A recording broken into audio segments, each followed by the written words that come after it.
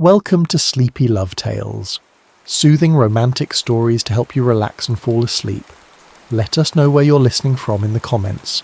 If soft, heartfelt tales help you unwind, be sure to subscribe so you never miss a moment of calm. Now, let's begin tonight's story. Katherine Mitchell ran her fingertips along the spines of weathered books, pausing occasionally to pull one from its resting place. The musty scent that filled Grayson's antiquarian books had become as familiar to her as her own apartment. At 28, her life had settled into comfortable predictability, weekdays at the New York Public Library where she worked as a reference librarian, and weekends hunting through second-hand bookshops for overlooked treasures. "Found anything worthwhile today, Katie?" Mr. Grayson called from behind the counter, where he was carefully reattaching the cover of a first edition Hemingway. "Nothing yet, but I can feel something waiting for me," she replied, pushing her wire-rimmed glasses back up her nose.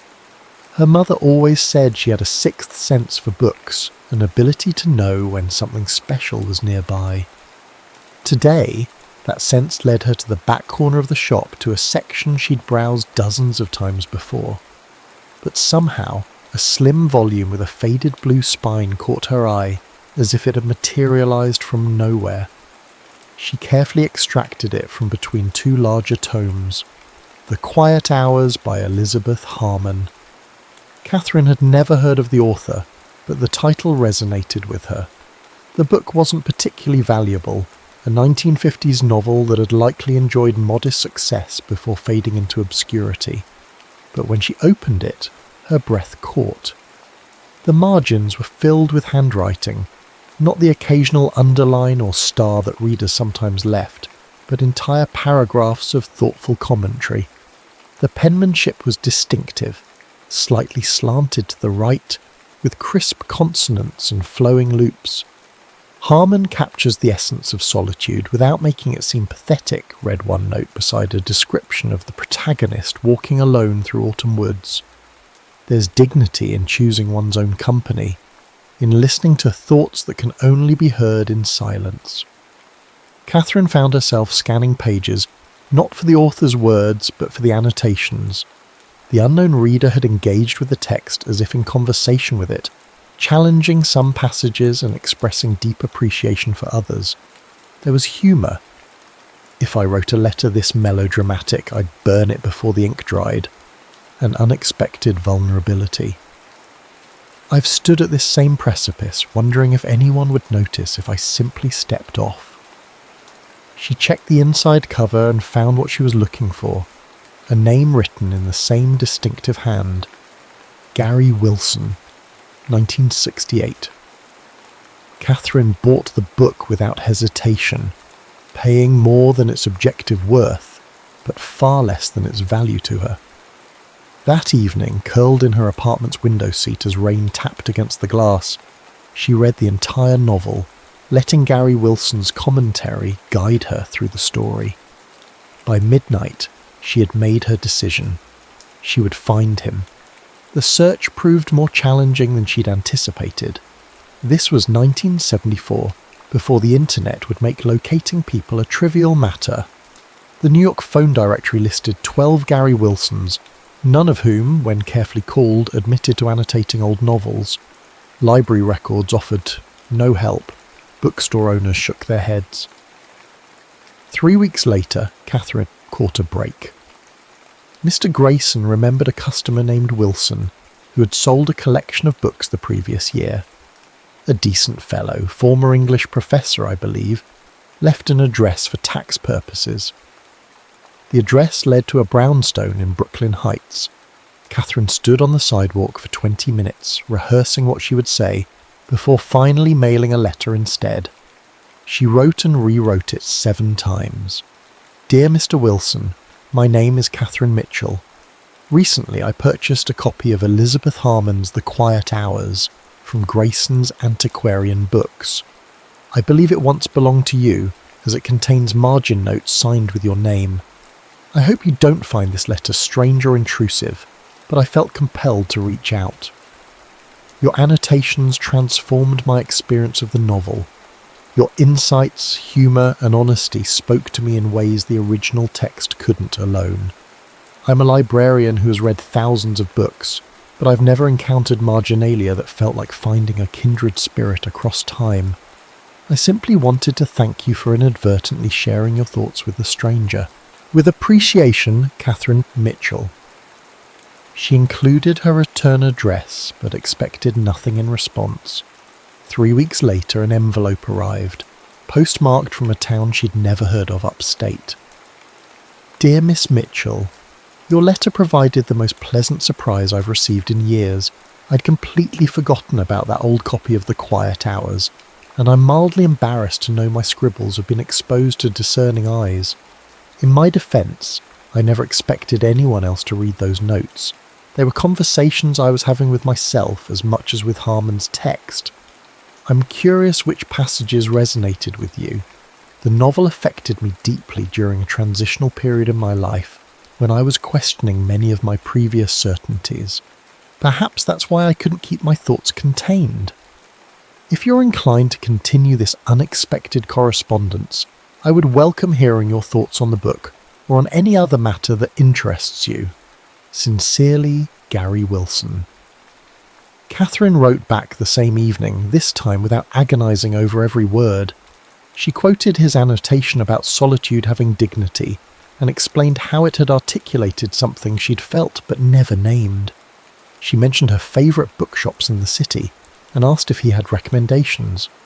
2 weeks later, Gary's response arrived, longer this time, with observations about Katherine's observations and a list of bookstores worth visiting if she ever found herself in Albany. He asked about her work as a librarian and shared an anecdote about a memorable library from his childhood. By the third exchange, they had abandoned the formality of Dear Miss Mitchell and Mr. Wilson for first names. By the sixth letter, Katherine found herself sharing stories she had never told anyone, about the death of her father when she was 12, about a novel she'd started writing but abandoned, about her growing sense that life was passing her by while she watched from behind a reference desk. Gary's letters revealed a man who thought deeply but wore his intelligence lightly. He had taught English literature at a small college before leaving to write a book, which remained stubbornly unfinished, he admitted. He lived alone but didn't seem lonely, describing walks through woods near his home and conversations with an elderly neighbour who was teaching him to play chess. I've always believed that what we notice reveals more about us than what we say, he wrote in one letter. And I notice, Katherine, that your letters have become the highlight of my month. I find myself checking the mailbox with an eagerness that would embarrass me if anyone witnessed it. Katherine knew precisely what he meant. She had begun rushing home from work to check her mail, and on days when a letter from Gary waited, she would save it, preparing a cup of tea and settling into her favourite chair before carefully opening the envelope. In July, she sent him a pressed violet she'd found in Central Park. In August, he sent her a photograph of a spectacular sunset over a lake, with a note, "Wished you could see this. Words failed me." By September, the closing lines of their letters had evolved from "sincerely" to "with warm regards" to "thinking of you." Katherine found herself imagining his voice, his laugh, the way his face might change when he was considering a difficult question. Then came the letter she had both hoped for and dreaded. Katherine, 6 months of letters, and I feel I know you better than people I've spoken with daily for years. There's a freedom in writing that conversation sometimes lacks, the space to consider words before committing to them, the absence of distracting facial expressions or interruptions. Yet I find myself increasingly curious about the woman behind these thoughtful letters. The way you tilt your head when you're listening intently, I imagine you do this. The sound of your laugh, whether you gesture when you speak as expressively as you write. I'll be in New York on October 12th. Would you consider meeting? I suggest Penn Station at 4 p.m. I'll be standing by the Neddick's hot dog stand holding a purple tulip. Your favourite flower, if I remember correctly from your April letter. If this suggestion makes you uncomfortable, I completely understand. Our correspondence has been a gift regardless. Thinking of you, Gary. Katherine read the letter 12 times. She wrote 4 different responses before settling on the simplest. Yes, I'll be there. Looking forward to it more than I can say.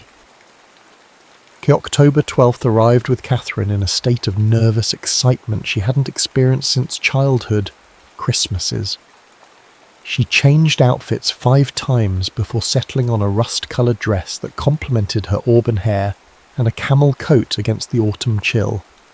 She arrived at Penn Station 20 minutes early, then decided to walk around the block to calm her racing heart, which made her 5 minutes late. The station buzzed with Saturday afternoon travellers. Katherine scanned the crowd looking for the promised purple tulip. Her imagination had constructed a Gary Wilson who matched his letters. Thoughtful eyes, an easy smile, perhaps greying at the temples though she imagined him around her age. Then she saw it, a single purple tulip held aloft above the crowd. Katherine navigated through groups of travellers, her pulse hammering in her ears. As she drew closer, her step faltered. The man holding the tulip was at least in his 60s, with silver hair and the slightly stooped posture of someone who had spent decades hunched over books. He wore a tweed jacket with leather elbow patches and a neatly trimmed beard. His eyes, keen and blue, scanned the crowd. Katherine felt a confusing mixture of emotions, disappointment, yes, but also curiosity and a stubborn affection for the mind she had come to know through his words. Age was just a number, she told herself, though the number was larger than she had anticipated. She approached him with a smile she hoped didn't reveal her surprise. "Gary, I'm Katherine." The man's face brightened. "Katherine, wonderful to meet you at last." He extended his hand, which she shook. His grip was warm and firm. "I was beginning to think you might have changed your mind." "Just circling the block to settle my nerves," she admitted. "Understandable. It's not every day one meets a pen pal who started as a book margin." He gestured toward a nearby bench. "Shall we sit for a moment before we head out?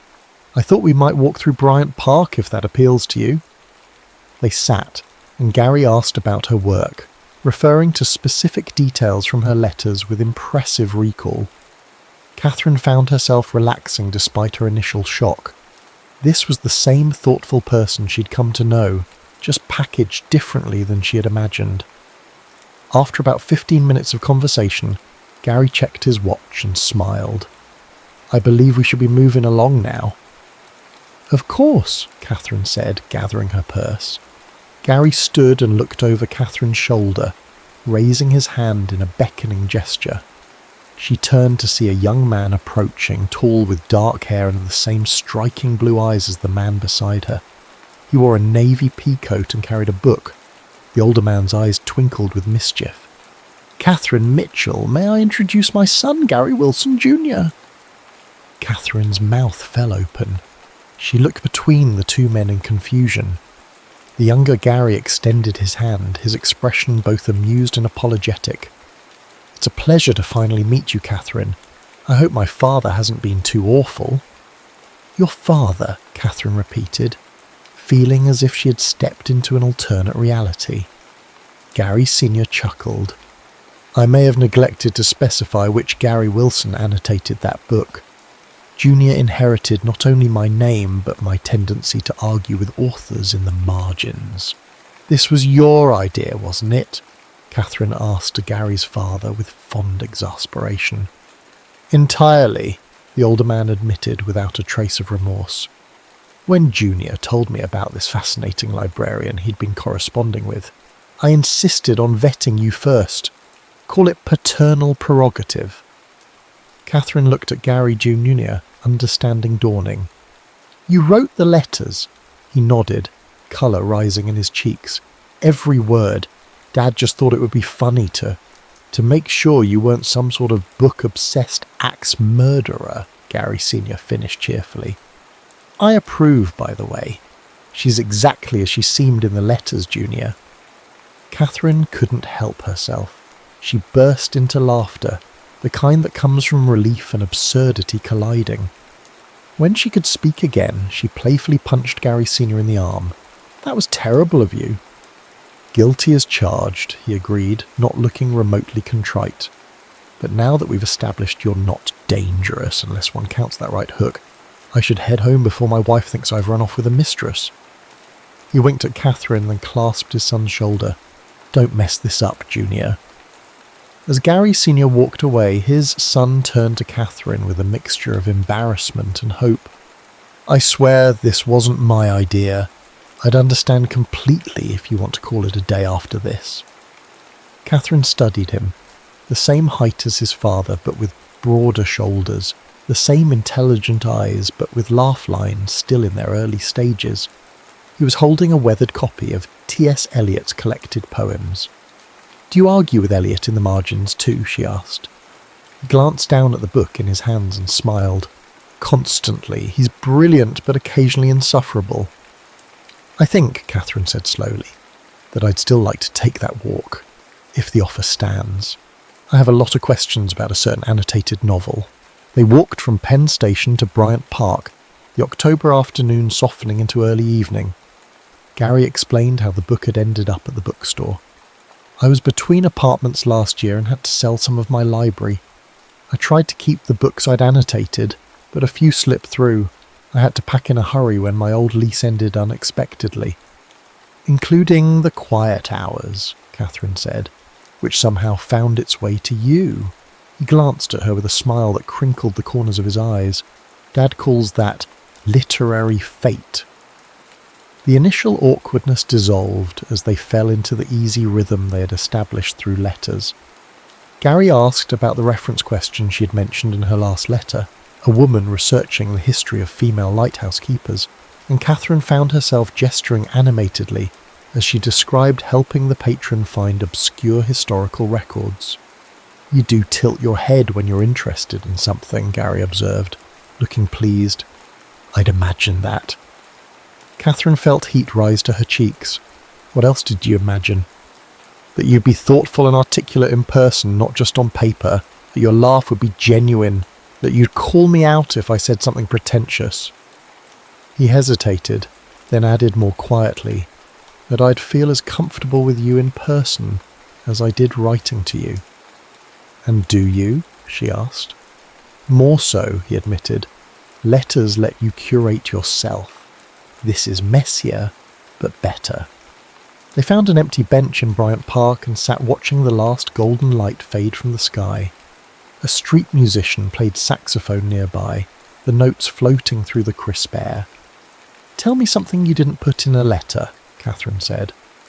Gary considered this. I'm terrified of heights but love flying, which makes no sense. I can recite the love song of J. Alfred Prufrock from memory because I had an impossibly strict professor who required it. And he paused. I almost didn't write back after your first letter, because I was afraid the reality of me wouldn't live up to whatever you imagined, based on those margin notes. I'm glad you did, Katherine said. Even if your father's prank nearly gave me a heart attack. Your turn, Gary said. Something you didn't write. Katherine thought for a moment. I sleep with the window open, even in winter. I've kept every birthday card I've ever received in a box under my bed, and I've reread your letters so many times I've practically memorized them. The admission hung between them, a vulnerability offered without expectation. Gary reached over and took her hand, his fingers warm despite the cooling evening. Would you like to get dinner? He asked. There's a little Italian place near here that serves tiramisu that might change your life. That sounds perfect, Katherine said. The restaurant was tucked away on a side street, with candles in empty Chianti bottles and checkered tablecloths. Over pasta and red wine, they discussed books they loved and ones they couldn't finish, the merits of first-person versus third-person narration, and whether New York bagels were truly superior to all others. They agreed they were. You mentioned in one letter that you left teaching to write, Katherine said as they lingered over coffee. What are you working on? Gary looked slightly embarrassed. A novel, theoretically, has been in progress for 3 years. What's it about? A man who inherits his grandfather's collection of rare books and discovers one contains a series of clues to a family secret. He took a sip of espresso. More interesting than it is currently. I keep getting stuck on the third act. I'd like to read it someday, Katherine said. I promise to write notes in the margins. Gary laughed. That would be fitting.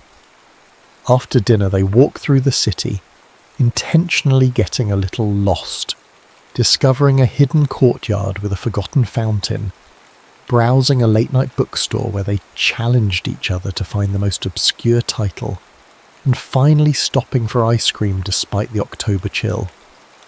At the entrance to the subway that would take Katherine home to her apartment in the village, they paused. I have a confession, Gary said, suddenly serious. I kept a copy of another book with my notes, a companion volume to The Quiet Hours. It's called The Luminous Dark. Same author. Katherine raised an eyebrow. Are you bribing me for a second date with the promise of more marginalia? Is it working? He asked with a hopeful smile. In answer, Katherine rose on her tiptoes and kissed him lightly. Yes, she said, but I'd have said yes anyway. 2 years later, Katherine adjusted the framed photograph on her desk. She and Gary on the steps of the New York Public Library, his arm around her waist, both laughing at something now forgotten. Outside her office window, Columbia University's campus was blanketed in fresh December snow, students hurrying between buildings with hunched shoulders and colourful scarves. Her new position as Special Collections Librarian had come with an actual door she could close, a luxury she still hadn't tired of after 6 months. Today she was using that privacy to wrap Gary's Christmas present, a first edition of John Updike's Rabbit, run she'd found at an estate sale, miraculously within her budget. A knock interrupted her careful creasing of the wrapping paper. "Come in," she called, hastily covering the book with a folder. Gary poked his head in, cheeks flushed from the cold. "Ready for lunch?" "I'm starving." "Just finishing something up," she said. 5 minutes?" Instead of leaving, he entered and closed the door behind him, unwinding his scarf. "I had a surreal experience this morning," he said, perching on the edge of her desk. "A student asked if she could interview me about my novel for the campus paper." Katherine smiled. The publication of Gary's book 3 months earlier had been modest but meaningful. A small university press, respectable reviews, and most importantly the liberation of finishing something he doubted would ever be completed. "What did you tell her?" "That she should interview you instead," he said, "since you're the one who broke my writer's block." Katherine rolled her eyes, but couldn't deny the truth in his statement. After months of dating, she had finally convinced Gary to let her read his manuscript. Her detailed notes, some in the margins, others on separate pages, had helped him see the story from a new perspective. "Did you also tell her that the romantic subplot was entirely invented and bears no resemblance to us meeting through a book?" she asked.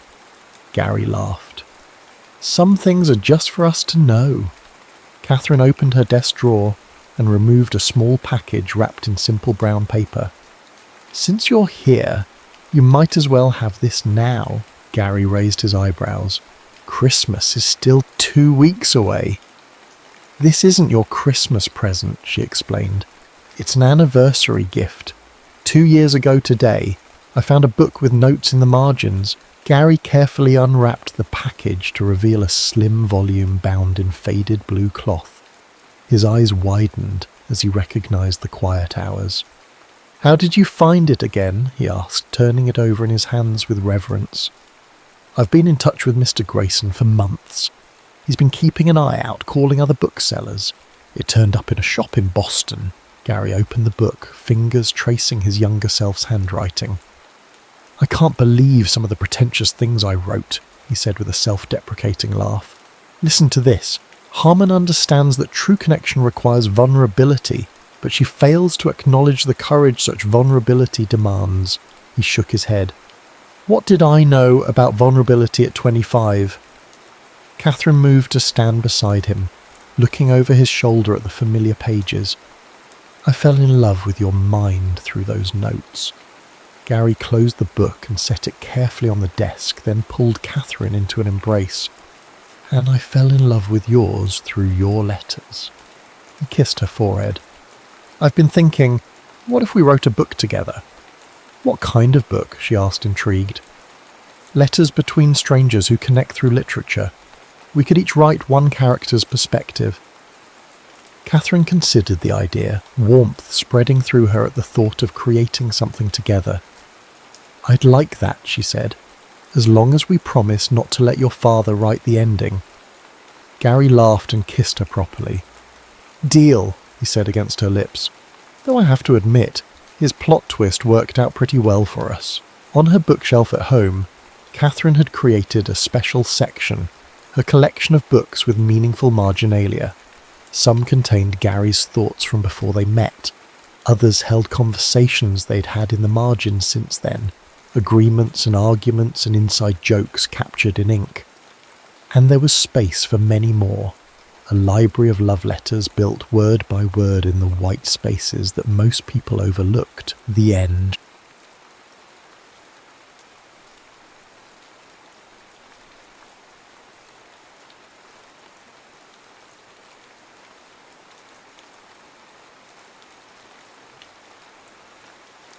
A Song for Anne.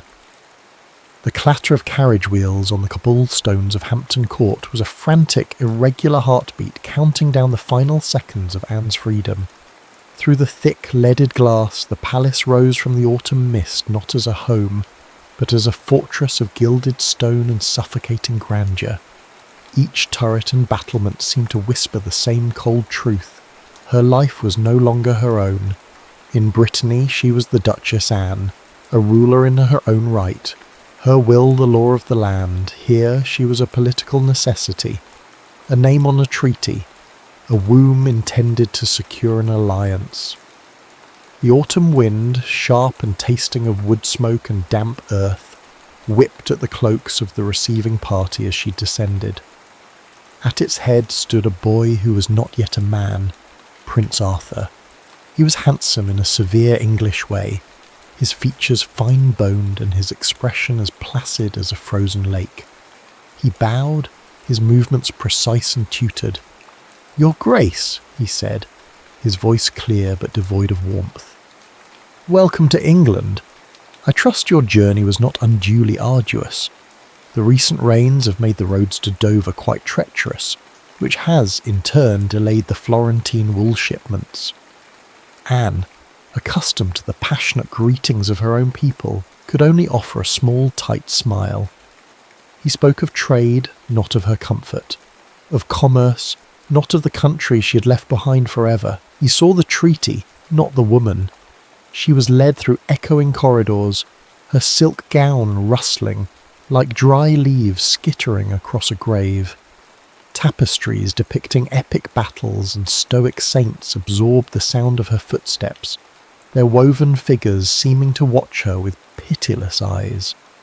Everything was meant to impress, to intimidate, to remind her of the power she was being married into and the powerlessness of her own position within it. Her private chambers were opulent, a cage spun from gold thread and carved oak. A fire roared in the hearth, but its heat could not reach the chill that had settled deep in her bones. Her ladies-in-waiting fussed around her, chattering in French about the richness of the fabrics and the quality of the silver ewers, but their words were a meaningless buzz, like flies against a window pane. Later that evening, at the welcome feast, Anne sat beside Prince Arthur, a silent effigy in crimson and gold.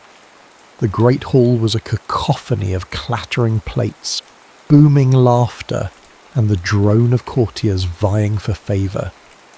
Across the sea of faces she felt 1,000 eyes on her, measuring her, judging her. They assessed her breeding, her posture, the slope of her neck, calculating her worth in future heirs. She took a sip of wine, the spiced liquid, a bitter balm on her tongue, and then she heard it. It wasn't the boisterous fanfare of the royal musicians, but something else entirely. A single instrument, a lute, played from a shadowed alcove near the great fireplace. The melody was not English, nor was it entirely Breton, but a sad, searching tune that seemed to understand the very shape of the ache in her chest. It was a melody of longing, of exile. Her eyes scanned the shadows, seeking the source. She saw him then. He was not dressed in the flamboyant livery of the court musicians, but in simple dark wool. His head was bent over his instrument, his dark hair falling across his brow. His fingers moved over the strings with a lover's intimacy, coaxing from the wood and gut a sound so pure and sorrowful it silenced the chaos in her mind. He was an island of quiet intensity in an ocean of noise. He looked up just for a moment, his gaze sweeping the hall, and for a fraction of a second his eyes, dark and deep, seemed to meet hers. There was no recognition, only a shared momentary stillness. Then a courtier laughed too loudly, the spell was broken, and he retreated back into his music, into the shadows. That night, alone in the vast cold bed, Anne listened to the autumn wind howling through the narrow windows of her chamber. It sounded like a lament. The flickering candlelight cast dancing giants on the walls, spectres of her new life. She thought of the cold prince, the prying eyes, the crushing weight of her jewelled gown, and she thought of the man with the lute, whose music had spoken a language she understood better than any words uttered that day. She pulled the heavy furs closer, a single tear tracing a cold path down her temple and into her hair. In Brittany I was a duchess, she thought, the words a silent, bitter refrain. Here I am merely a treaty signed in flesh. The song from the shadows was the only thing that felt real, a fragile thread of connection in a world of gilded isolation. It was a song for the lonely, and tonight she was its most devoted listener. The weeks that followed bled into one another, a dreary procession of grey skies and greyer duties. Late winter held the palace in its icy grip, and Anne's world shrank to the prescribed paths between her chambers, the dining hall, and the royal chapel. It was in the chapel, seeking a moment's respite from the ceaseless political manoeuvring of the court, that she found him again. He was alone, seated on a simple wooden bench, his lute resting across his knees. The cavernous space was empty save for the two of them, the air still and cold. He wasn't playing the sorrowful ballads of the great hall, but a light, intricate piece that danced in the solemn air, each note a spark of defiance against the gloom. The music stopped her breath. She stood in the doorway, hidden by the shadows of the arch, unwilling to break the spell. When the last note faded, its echo hanging in the air like a ghost, he sighed, a sound of deep personal satisfaction. It was then that he saw her. He startled, rising quickly to his feet and offering a clumsy bow. "Forgive me, my lady," he said, his voice a low tenor, richer than she'd expected. "I did not mean to disturb your prayers." He assumed, from her simple dress and uncovered hair, that she was one of the Queen's ladies-in-waiting. "You did not disturb me," Anne replied, her voice softer than she intended. She stepped into the weak light filtering through the stained glass. "Your music was beautiful." A faint, surprised smile touched his lips. "You are kind to say so. It is a simple piece, my own." The honesty of the encounter, free from the suffocating protocol that defined her every other interaction, was intoxicating. "I am Anne," she said, deliberately omitting her title. "Thomas," he replied, with a slight nod. "Just Thomas." Their first conversation was a hesitant dance. He spoke of the court with a wry, weary honesty, calling it a gilded cage where the birds sing for their supper. She found herself laughing, a real, unburdened sound that felt foreign in her own throat. She spoke of the music of her homeland, of lively Breton folk songs that smelled of the sea and open fields. This became their secret. They began to meet in the quiet corners of the palace, the disused music chamber with its dusty harpsichords, or the formal gardens where the first crocuses were beginning to push through the frozen earth. He taught her a sad, lovely English ballad about a knight and his lost love. In return, she hummed a Breton melody, a lullaby her mother used to sing. "Music needs no translation," Thomas said one afternoon, his fingers guiding hers on the neck of the lute. His touch was light, professional, yet it sent a tremor through her. The warmth of his shared breath in the cold room was more real than any jewel she'd been given. It speaks heart to heart. Their fragile harmony was shattered the day he discovered who she truly was. He had been waiting for her in the garden when he saw her walking with Prince Arthur, her ermine-trimmed cloak marking her as royalty beyond any doubt. The blood drained from his face. Later, when he saw her alone, the easy camaraderie was gone, replaced by a chasm of rank and duty. "Your Grace," he murmured, his bow now as deep and formal as any other courtier's. "Thomas, please," she begged, the words catching in her throat.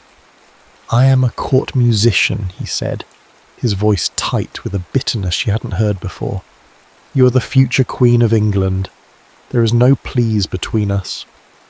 The invisible walls of her station had risen around her once more, higher and more impenetrable than ever.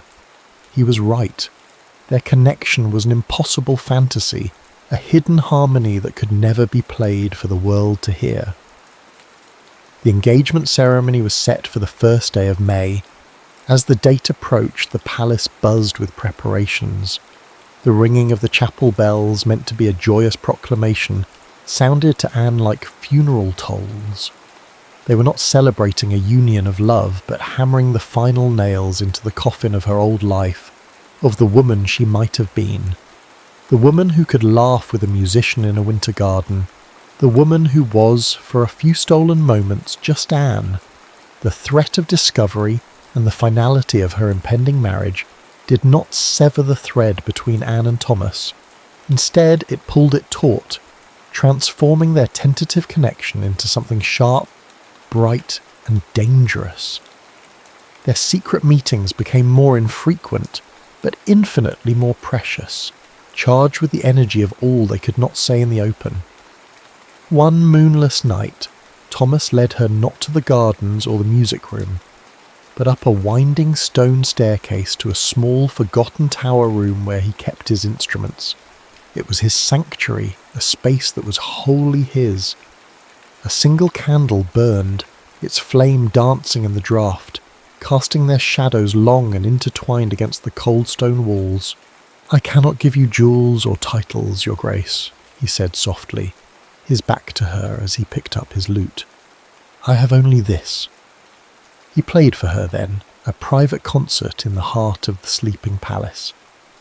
It was not a performance, it was a confession. Each note was a declaration, each chord a question. The music built from a tender, wistful melody into a passionate crescendo that spoke of desperate love and impossible longing. It was the sound of his heart laid bare. When the music finally faded, silence rushed in to fill the void, thick and heavy with unspoken words. Anne found she was crying, silent tears she hadn't realized were falling. "What will become of me, Thomas?" she whispered into the darkness. "When I am his wife, when I am queen, will I remember my own song?" He set the lute aside and turned to her. In the flickering candlelight she could see the anguish in his eyes, a mirror of her own. "I will remember it for you," he said, his voice thick with emotion. He reached out, his hand hesitating for a moment before his fingers brushed a tear from her cheek. The touch was electric, a spark in the kindling of their repressed feelings. He took a step closer, and the space between them seemed to hum with a palpable energy. "Anne," he breathed, using her name like a prayer. And that was all it took. She moved into his arms as if she belonged there, her hands finding their way to his shoulders. He lowered his head, and their first kiss was not gentle or hesitant, but a collision of desperation and need. It was the taste of rain on dry earth, of solace after a long battle. As if on cue, a low rumble of distant thunder echoed from beyond the tower walls, a soundtrack to the storm breaking inside them. In the aftermath, wrapped in the safety of the small room, they shared their truths. He told her his own secret. He was the son of a minor noble, a lord who had backed the wrong side in the recent wars and lost everything, his title, his lands, his honour. Thomas was a musician not by choice but by necessity, a gentleman living in the shadow of his family's disgrace. The shame he carried, his belief that he was unworthy, suddenly made his quiet pride and bitter observations of the court make sense. His vulnerability unlocked her own. Inspired by his courage, by the raw, honest music of his heart, Anne felt a stirring of her own forgotten artistry. In the stolen hours of the following week, she began to compose again, scratching out melodies on scraps of parchment. The notes flowed from her like a confession, a secret diary written in a language only he could truly understand. But their stolen world was too fragile to last. A lady in waiting, a woman with sharp eyes and a sharper tongue, began to notice Anne's absences. Her questions became more pointed, her gaze more suspicious. One evening, as Anne slipped away to meet Thomas, the woman's eyes followed her down the corridor, a glint of jealous calculation in their depths. The heartbeat of their love was now matched by the rhythm of approaching danger, and they both knew that the beautiful, dangerous crescendo they had built could not be sustained. It had to break. The final weeks before the wedding descended like a shroud. The palace became a hive of frantic activity, the sound of seamstresses in Anne's chambers like the frantic fluttering of 1,000 sparrows trapped in a cage. They swarmed around her, pinning silks and velvets, their needles flashing like tiny silver daggers. She stood for hours, a living doll being dressed for sacrifice, the weight of the brocade and pearls a physical manifestation of her inescapable duty. One afternoon, a page brought Thomas a sealed letter bearing a French crest. A patron in Paris, a duke who had heard of his talent, was offering him a position at his court, a prestigious appointment, a chance for a new life, and most importantly, a clean escape before scandal could erupt and ruin them both. The letter was a lifeline, but it felt like a noose. To accept it meant leaving Anne to her fate. The breaking point came not with a clash of swords, but with a quiet, overheard conversation. Passing the king's private study, Anne paused as she heard her name. The door was slightly ajar, and the voices of King Henry and Prince Arthur drifted out, cold and pragmatic. "She has strong hips and a healthy constitution," the king said, his voice laced with the dry calculation of a horse breeder. "God willing, she will be quick with a son. An heir is paramount. The alliance with Brittany depends on it." "She is quiet," Arthur noted, his tone indifferent. "She will not cause trouble. A broodmare." The word screamed in her mind, a brand of hot iron on her soul. Her value, her entire existence was reduced to her ability to produce an heir. She was not a partner, not a person, but a vessel. The last of her romantic illusions about finding some small measure of respect in this marriage dissolved, leaving a bitter, cold emptiness. That night, she met Thomas in the gardens, the wind howling around them like a keening grief. The air was electric with their shared misery. "I received an offer," he told her, his face a mask of turmoil. "From France. We could go, Anne. Together. We could disappear. I would work, I would play in taverns. It wouldn't matter, as long as we were free." He gripped her arms, his eyes wild with a desperate hope. "Come with me." It was the ultimate temptation, a life of love, music and freedom. But she saw the future with a terrible clarity. "If I run, the treaty is broken," she said, her voice hollow, her heart tearing with every word. "My people in Brittany will pay the price. Henry will see it as a declaration of war. I would be trading their safety for my own happiness. I cannot do that." She looked at him, her eyes pleading for him to understand. "I am the bridge between two kingdoms, Thomas, and a bridge cannot choose its own direction. It can only bear the weight." The truth of her words settled between them, heavy and suffocating. There was no escape. Her dark night of the soul had arrived, and she was utterly alone in her choice. Love or duty, her heart or her people. Thomas looked at her, his own hope dying in his eyes. He saw the iron will beneath her sorrow, the queen beneath the heartbroken girl. He understood. His sacrifice would be to let her make hers.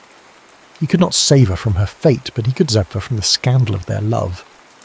"Then I will take the position in front," he said, his voice rough with unshed tears. He released her arms, and the cold rushed in where his warmth had been. "I will leave before the wedding. No one will ever know." He turned to walk away, his figure a dark shape against the tormented sky. Each step he took away from her was a note in a funeral dirge, the final breaking chord of their song. Dawn broke cold and grey over Hampton Court, the pale light filtering through the stained glass of the royal chapel like a final hesitant blessing. Anne found Thomas there, just as she knew she would. He was not praying, but standing in the centre of the nave, his travelling cloak already fastened. A groom waited with 2 horses in the courtyard beyond, their breath pluming in the frigid air, their hooves echoing her own frantic heartbeat. "You weren't going to say goodbye," she said, her voice echoing in the sacred silence. It was not an accusation, but a statement of painful fact. He turned, his face etched with a sorrow so deep it seemed to have aged him overnight. "A goodbye would only make the leaving impossible," he admitted. "It is kinder this way." "No," she said, stepping closer. "The kindest thing is the truth." She took a deep breath, gathering the strength she had forged in the crucible of her grief. "I am going to marry Prince Arthur. I am going to be Queen of England. But I did not simply surrender, Thomas. I went to the king. I negotiated." A flicker of surprise, of pride crossed his face. "I will fulfill my duties," she continued, her voice gaining strength. "But I have secured a promise. My own household, my own musicians, a measure of control over my own affairs. I will not be a silent broodmare in a golden cage. I will have a voice. You taught me to find it." He understood then. It was not the ending they had dreamed of in the tower room, but it was not a complete defeat. She had not run away, but she had not broken either. She had found a third path, a path of duty infused with dignity. They could not have forever, but they had created something true, something that had changed them both irrevocably. "Your song," he whispered, his eyes shining with unshed tears. "You will not forget it." "Never," she promised, "nor yours." For their final farewell there were no more words. He retrieved his lute from a nearby pew. She took a small silver flute from a hidden pocket in her cloak, and there, in the empty chapel at dawn, they played. It was their final duet. He began with his English ballad, the melody of heartbreaking loss. Then she joined in, weaving the notes of her mother's Breton lullaby around his. The 2 melodies, one of sorrow, one of comfort, one of England, one of Brittany, twined together, creating a new harmony, a song that was uniquely theirs, a testament to a love that could find beauty even in the face of impossible difference. When the last perfect note faded, they simply looked at each other, their music having said everything. He bowed, a gesture of profound respect, and walked out of the chapel without looking back, 5 years later. The bells of London tolled, but this time they were for the death of a king. Anne, now the Queen Mother, a young widow after Arthur's untimely passing, stood on the balcony watching the solemn procession. She was a respected figure, known for her wisdom, her quiet strength, and her patronage of the arts.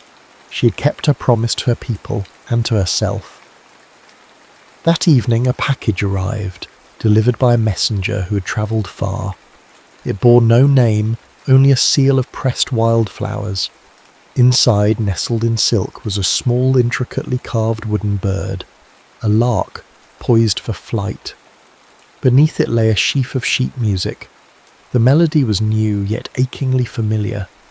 It was a continuation of their song, filled with longing, but also with a deep, abiding peace. Alone in her chambers, Anne went to her clavichord. As her fingers found the keys, the melody filled the room, a sound that transcended time and circumstance. Some songs are meant to be sung once, in perfect harmony, their echo lasting longer than a lifetime of ordinary music.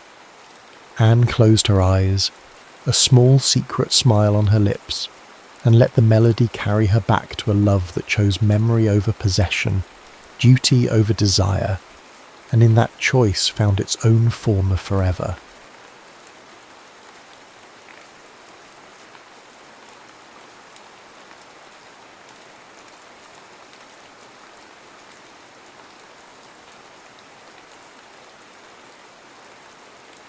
The Venetian Masquerade, beneath the golden mask. The last vestiges of twilight bled across the Grand Canal, painting the rippling water in hues of bruised violet and fading gold. From her window in the Palazzo di Rossi, Alessandra watched the city she loved, a jewel box of flickering lanterns and distant, echoing laughter, slowly begin its nightly performance. The air, thick with the damp, ancient scent of stone and sea, carried the faint, jubilant strains of carnival music, a sound that felt more like a taunt than an invitation. It was a melody of freedom, a world away from the gilded cage of her existence. Her gaze drifted from the canal to the portrait that dominated the far wall of her chambers. Her mother, captured in oils and eternal grace, smiled a gentle, knowing smile. Alessandra moved toward it, her silk dressing gown whispering against the cool marble floor. Her fingers, trembling slightly, reached out to touch a worn, folded letter, tucked into the corner of the ornate frame. It was her father's final confession, not of sins, but of figures, a ledger of debts detailed in cold, merciless numbers. A lifetime of reckless wagers and failed ventures had left their noble name hanging by a thread now woven into her betrothal. "Forgive me, Mamma," she whispered, her voice a fragile thing in the cavernous silence. "I know you married for love. It was the one true fortune you possessed." A single tear traced a path down her cheek, a hot, defiant drop against her cool skin. Her mother had been a merchant's daughter, married into nobility for a heart full of passion, not a coffer full of ducats. Now, Alessandra was expected to do the opposite, to sell her future to save their past.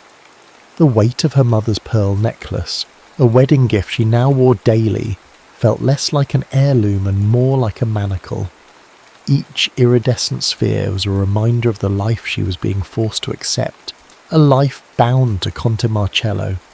He was a man whose presence chilled the air, whose eyes appraised her not with affection, but with the cool, detached assessment of a merchant weighing goods.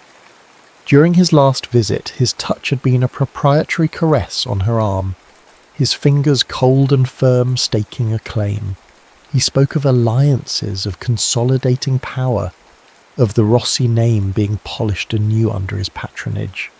He never spoke of her, only of what she represented, a beautiful, well-bred key to the upper echelons of Venetian society he so desperately craved to unlock.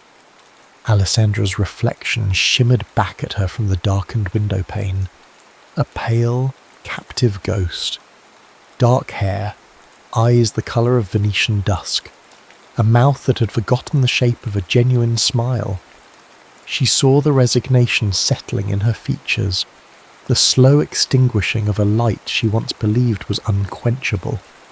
Her lady's maid, Sophia, had laid out the fabrics for her wedding trousseau earlier that day. creamy silks, gossamer thin lace, seed pearls like tiny frozen tears. They were beautiful, exquisite, the trappings of a gilded sacrifice. 3 days until the masquerade ball, her mind chanted, a grim litany. 3 days until my last night of anonymity. 3 days until I become someone else's possession. The ball was to be her final public appearance as Alessandra de Rossi, the unmarried daughter of a fading house. The next time Venice saw her, she would be the Contessa Marcello, her identity subsumed, her spirit shackled. A sudden, fierce rebellion surged through her veins, a hot, cleansing fire. It was a spark ignited by her mother's portrait, by the memory of stories of a love so potent it had defied convention. What was the point of honouring her father's memory by condemning herself to a loveless future? The debts were his, the shame his. Yet she was the one being asked to pay the price. The injustice of it was a bitter pill she could no longer swallow. She wouldn't just attend the masquerade, she would inhabit it. For one night she would not be Alessandra de Rossi, the dutiful daughter, the bartered bride. She would be a mystery, a fleeting dream, a creature of the Venetian night. She would dance with strangers, drink the forbidden wine of freedom, and breathe the air of a life she might have lived. It was a foolish, dangerous idea, a final, flickering act of defiance before the darkness closed in. Crossing the room, she opened a heavy cedar-lined chest at the foot of her bed. Beneath layers of linens and stored memories lay a box. Inside, nestled on a bed of faded velvet, was a mask. It was a gift from her mother, from a time when carnival was a celebration, not a countdown to captivity. The mask was a masterpiece of gilded papier-mâché, shaped into the visage of a phoenix, its feathered crest sweeping elegantly upwards, its eyes holding a hint of both sorrow and fire. The golden surface was intricately detailed, catching the candlelight and throwing fractured, dancing patterns across her face as she lifted it. Her mother had called it her mask of courage. "When you feel caged, my little phoenix," she had said, her voice a warm melody, "remember that you have wings. You can always be reborn from the ashes." Alessandra held the mask to her face. Staring at her reflection now, she saw not a ghost, but a flicker of possibility. A woman she didn't recognize, a stranger with fire in her eyes. The melancholy that had clouded her heart began to recede, replaced by a desperate, electric yearning. One night to be the phoenix, one night to soar before her wings were clipped for good. The decision settled not with a sense of peace, but with the thrilling, terrifying hum of a drawn bowstring waiting to be released. The grand ballroom of the Palazzo Grimani was a living kaleidoscope and a riot of sensation that overwhelmed and intoxicated in equal measure. Music from a string quartet swelled and swirled, a Viennese waltz that swept through the cavernous space, catching the rustle of silk gowns and the whisper of secrets shared behind feathered fans and jewelled masks. Towering Murano glass chandeliers dripped light like liquid diamonds, casting a glittering, ethereal glow upon the throng of disguised nobility. The air was a heady perfume of melting wax, expensive florals, and the collective, anonymous thrill of the masquerade. Alessandra, clad in a gown of deep crimson that felt as bold and defiant as her mood, moved through the crowd like a phantom. Her golden phoenix mask, her shield and her liberation hid the nervous flutter in her heart. Here, she was no one's daughter, no one's fiancée. She was simply a shape in the crowd, a flash of gold and crimson, a mystery waiting to be unravelled. She watched Conte Marcello from across the room, his peacock-like ostentation on full display as he held court with a group of older, influential men. He wore a simple black domino mask, but it did little to hide the predatory glint in his eyes. He scanned the room, and for a terrifying moment his gaze seemed to snag on her, but it slid past, unrecognising.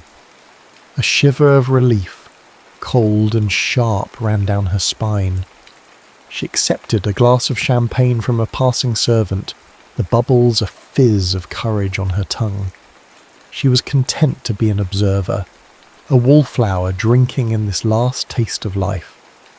But the music was a siren's call, and a profound loneliness began to ache within her, a longing to be part of the dance, not just a witness to it. It was then that he appeared, a figure emerging from the crush of bodies as if summoned by her unspoken wish. He was tall, his presence a pocket of stillness in the swirling chaos.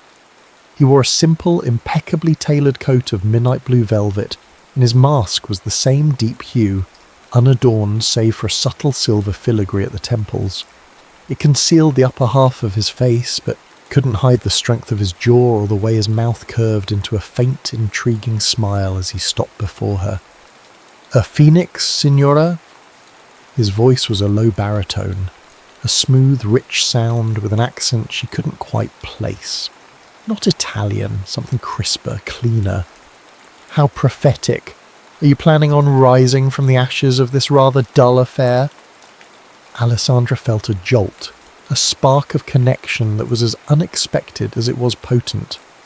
His directness was a refreshing breeze in the stuffy air of polite, veiled conversation. "Perhaps, Messere," she replied, her voice steadier than she expected. "Or perhaps I am simply admiring the flames before they consume everything." His smile deepened. "A poet as well as a prophetess. In that case, would you grant a mere mortal one dance before the conflagration?" He extended a hand. It was ungloved, strong and steady. She placed her hand in his, and the moment their skin touched, a current warm and electric arced between them. It was a shocking, intimate jolt in this room full of carefully constructed barriers. He led her onto the dance floor, and as the quartet slid into a new melody, they began to move. He was a masterful dancer, guiding her with a quiet confidence that was both commanding and gentle.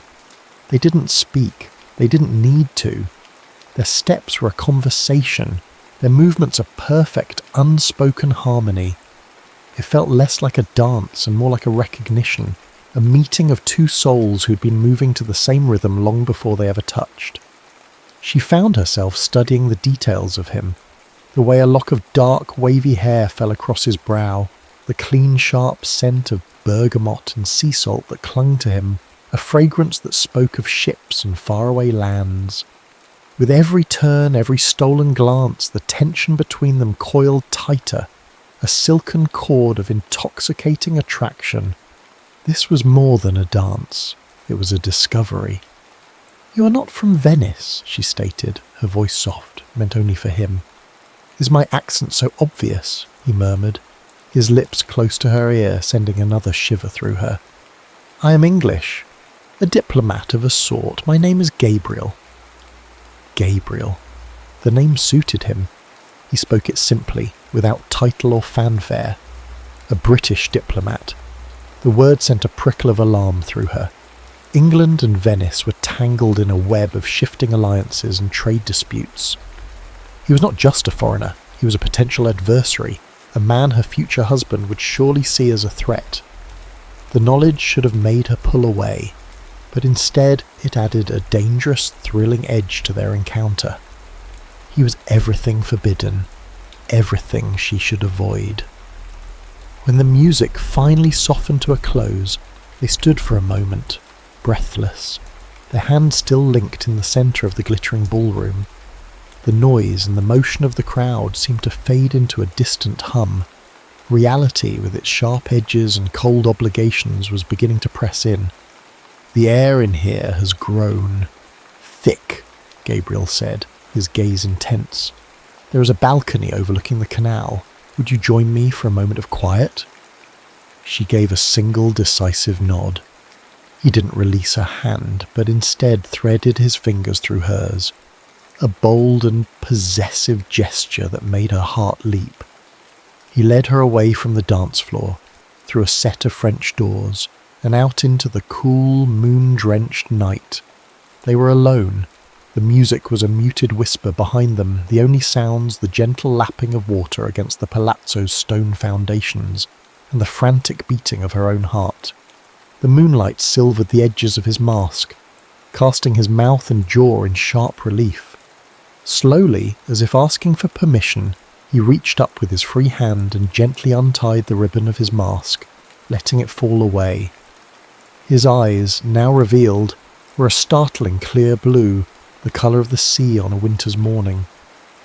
They were kind eyes, yet they held a deep melancholic wisdom, as if they had witnessed more sorrow than a man his age should know. And, his gaze fixed on her mask, he lifted his hand to her face.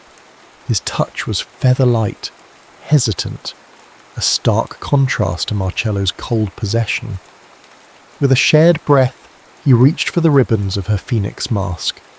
The world seemed to stop as he slowly, carefully, began to untie the knot, preparing to reveal the woman behind the golden facade.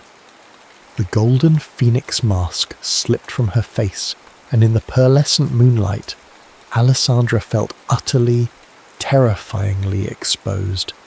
The cool night air kissed her skin, a startling sensation after the warmth and anonymity of her disguise. Gabriel's sea-blue eyes held hers, and in their depths, she saw not the disappointment or calculation she might have expected, but a look of profound, almost reverent recognition. He didn't know her name, but he saw her. "Alessandra," she whispered, the name feeling foreign on her own lips after a night of being nobody. "Alessandra," he repeated, his voice a soft caress. "It's beautiful." He didn't release her, but instead let his thumb trace the delicate line of her jaw, a touch so tender it made her tremble. "Your mask was of a phoenix, now I see why. There is fire in you." Before she could fashion a reply, he gestured toward a stone bench in a hidden alcove of the Grimani Gardens, shrouded by overgrown jasmine vines whose white blossoms perfumed the air with a cloyingly sweet scent.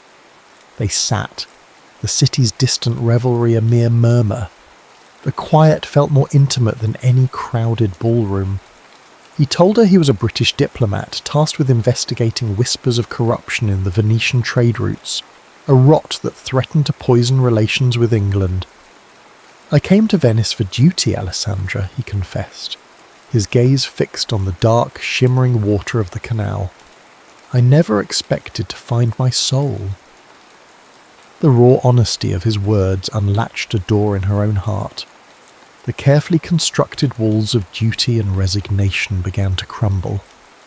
"And I," she began, her voice gaining a strength she didn't know it possessed, "came to this ball for one last night of freedom. In 2 days I am to be married." She didn't say to whom. She didn't want to taint this perfect stolen moment with Marcello's name. But the weight of the admission hung between them, heavy and cold. Gabriel's hand, which had been resting near hers on the bench, covered her own. His warmth was a small, solid anchor in the swirling tide of her emotions. "To a man you love?" he asked, his voice gentle, devoid of judgment. Alessandra laughed, a short, bitter sound. "Love is a currency my family can no longer afford. It is a political arrangement to secure my family's name." A shared silence fell, filled with the unspoken understanding of loss and sacrifice. He told her of his older brother, a naval officer lost to a cannonball in a skirmish with French privateers. "He was the brave one," Gabriel said, a shadow passing over his handsome features. "I have spent my life trying to live up to his ghost, shackling myself to duty as a way to honour his sacrifice. I believed it was my penance, that my touch destroys what I love." In turn, she spoke of her parents, of their passionate whirlwind love that had been the talk of Venice, and of the slow, tragic decline after her mother's death from a sudden fever. Her father, lost in his grief, had gambled away their legacy, chasing the ghost of a happiness he could never recapture. Their stories, though born of different circumstances, resonated with the same painful chord of love and loss. It was as if they were two halves of the same fractured soul, finding their missing piece on a moonlit balcony in Venice. "How can 3 hours feel like a lifetime, yet pass like a heartbeat?" she murmured, more to herself than to him. "Because some moments are a lifetime," he answered, turning to face her fully. He suggested a gondola, a desire to escape the palace grounds entirely, to steal a few more moments from the relentless march of time. They found a lone gondolier dozing near a small private dock, and soon they were gliding through the city's liquid labyrinth. Away from the grandeur of the Grand Canal, the smaller waterways were quiet, mysterious, flanked by the sleeping faces of ancient palazzos. The only sounds were the gentle splash of the gondolier's oar and the distant haunting melody of a lone singer somewhere in the night. The gondola slipped into the narrow channel leading toward the Bridge of Sighs. The enclosed bridge loomed above them, a dark, poetic link between the Doge's palace and the prison. Legend claimed that lovers who kissed in a gondola beneath it at sunset would be granted eternal love. But under the stark silver light of the moon, it felt more poignant, a place of endings and the beginnings. As they passed into the shadow of the bridge, the gondola slowed. Gabriel reached out, his fingers gently cupping her face. The world narrowed the space between them.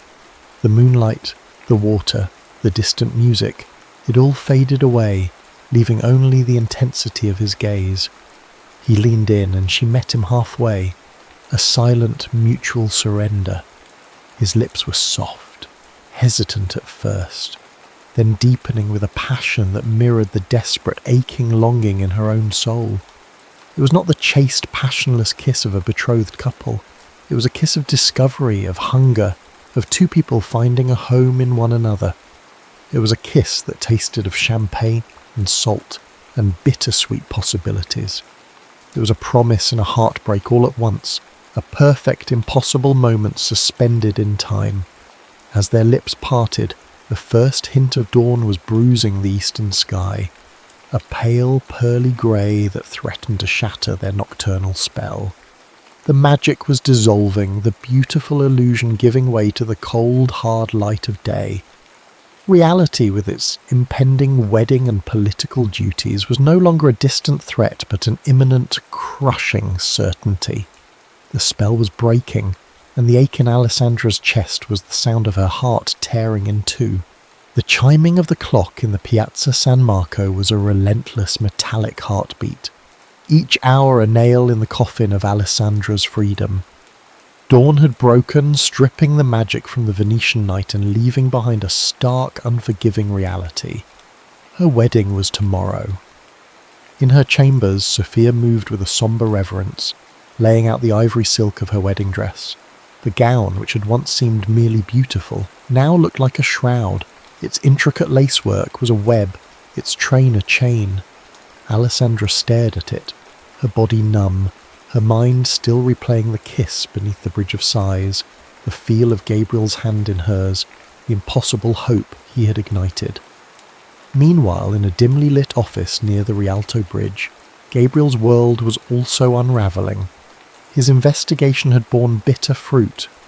Poring over shipping manifests and intercepted letters by the light of a sputtering candle, he had found the linchpin of the corruption, the Venetian nobleman secretly funneling information and diverting British cargo for his own profit. The name on the documents, signed with an arrogant flourish, made his blood run cold: Conte Marcello. The revelation struck him with the force of a physical blow. This was not just a political matter anymore. The man who held Alessandra's future in his cold, calculating hands was a traitor and a thief. Gabriel's love for her had now become politically dangerous, a liability that could not only jeopardize his mission, but could place Alessandra in the direct path of Marcello's wrath. If the Conte discovered their connection, he would not hesitate to use her, to crush her, to ensure her silence. The thought of his love bringing her harm was a torment worse than any penance he had ever imagined. His instinct, honed by years of duty and the guilt from his brother's death, screamed at him to protect her by disappearing from her life. His choice felt like a betrayal of his own soul, but he saw no other way. He began to burn the few mementos from their night together. A dried jasmine blossom from the garden, a sketch he'd made of her phoenix mask from memory. He watched the paper curl and blacken, the image of her vanishing into smoke. It was a sacrifice, he told himself, for her safety. He penned a formal report to his superiors in London, and a separate, hastily scribbled note to Alessandra, a note filled with agonizingly vague apologies and a promise that his actions were for her own good. He booked passage on a merchant ship leaving for England on the evening tide. That afternoon, Conte Marcello paid a visit. He found Alessandra in the Palazzo's formal salon, her face pale, her eyes hollow. He mistook her despair for bridal nerves. "Soon, my dear," he said, his voice slick with satisfaction. "All of Venice will envy you. Your family's name will be restored, polished to a brighter sheen than ever before." He took her hand, his touch possessive. "You are a wise woman to accept your duty. Refuse me and your family's name dies with your father's debts. Your father's legacy will be one of shame, whispered in every corner of the city." The threat was veiled, but the malice behind it was crystal clear. He was not her saviour, he was her jailer. As Sophia helped her into the wedding dress for a final fitting, something inside Alessandra snapped. The silk felt coarse against her skin, the veil a suffocating cloud. This wasn't duty, it was erasure. This wasn't saving her family's name, it was destroying her own soul. As Sophia turned to fetch her pearls, Alessandra reached up, her hand shaking with a furious energy, and tore the gossamer veil from her hair. The sound of ripping silk was a cry of rebellion, a sound of liberation. Just then, a street urchin, bribed by a handsome coin, delivered Gabriel's note. Her hands trembled as she broke the seal. The words were a dagger to her heart. "Forgive me, I must leave Venice. It is the only way to keep you safe." Safe? He thought a life with Marcello was safety. He thought a gilded cage was preferable to a shared risk. He was choosing for her, just as her father had, just as Marcello had. He was repeating the mistakes of his past, trying to protect someone by pushing them away, by silencing their voice in their own destiny. A desperate, defiant fire raged through her. She would not be a passive victim in her own story. She would not let him sacrifice their potential for a misguided sense of honour. Ripping off the suffocating bodice of the wedding gown, she threw on a simple dark cloak, her movements frantic and purposeful. She had to find him. She flew from the palazzo, a shadow moving through the labyrinthine streets of Venice as dusk began to fall. She ran through crowded campos and down deserted alleyways, her heart pounding a frantic rhythm against her ribs. She didn't know where his ship was docked, but she ran toward the sea, toward the smell of salt and tar, her only guide a desperate hope. She found him on a remote quay, his silhouette stark against the fading light, about to board a small tender that would take him to the anchored ship. "Gabriel," she cried, her voice raw. He turned, his face a mask of shock and anguish. "Alessandra, you shouldn't be here." "Don't you dare choose for me," she gasped, rushing to him, her hands gripping the front of his coat. Her eyes, wild with passion and fury, blazed up at him. "You speak of duty and safety, but you know nothing of it. Safety is not a life without love. It's a prison. If our love is dangerous, if we are to be destroyed, then let it be a fate we choose together, not one you impose upon me." Her words struck him with the force of truth, shattering his carefully constructed rationale. In her eyes, he saw not a woman who needed his protection, but an equal, a warrior willing to fight for their future. He saw the fire of the phoenix, and he finally understood. Protecting her didn't mean leaving her. It meant standing with her. "The consequences," he started, his voice thick with emotion. "Damn the consequences," she whispered, her hands moving to cup his face.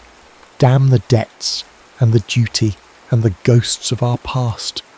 Choose me, Gabriel. Choose us." In that moment, standing on the edge of the dark, whispering water, with the city of masks and secrets behind them, he made the only choice that mattered.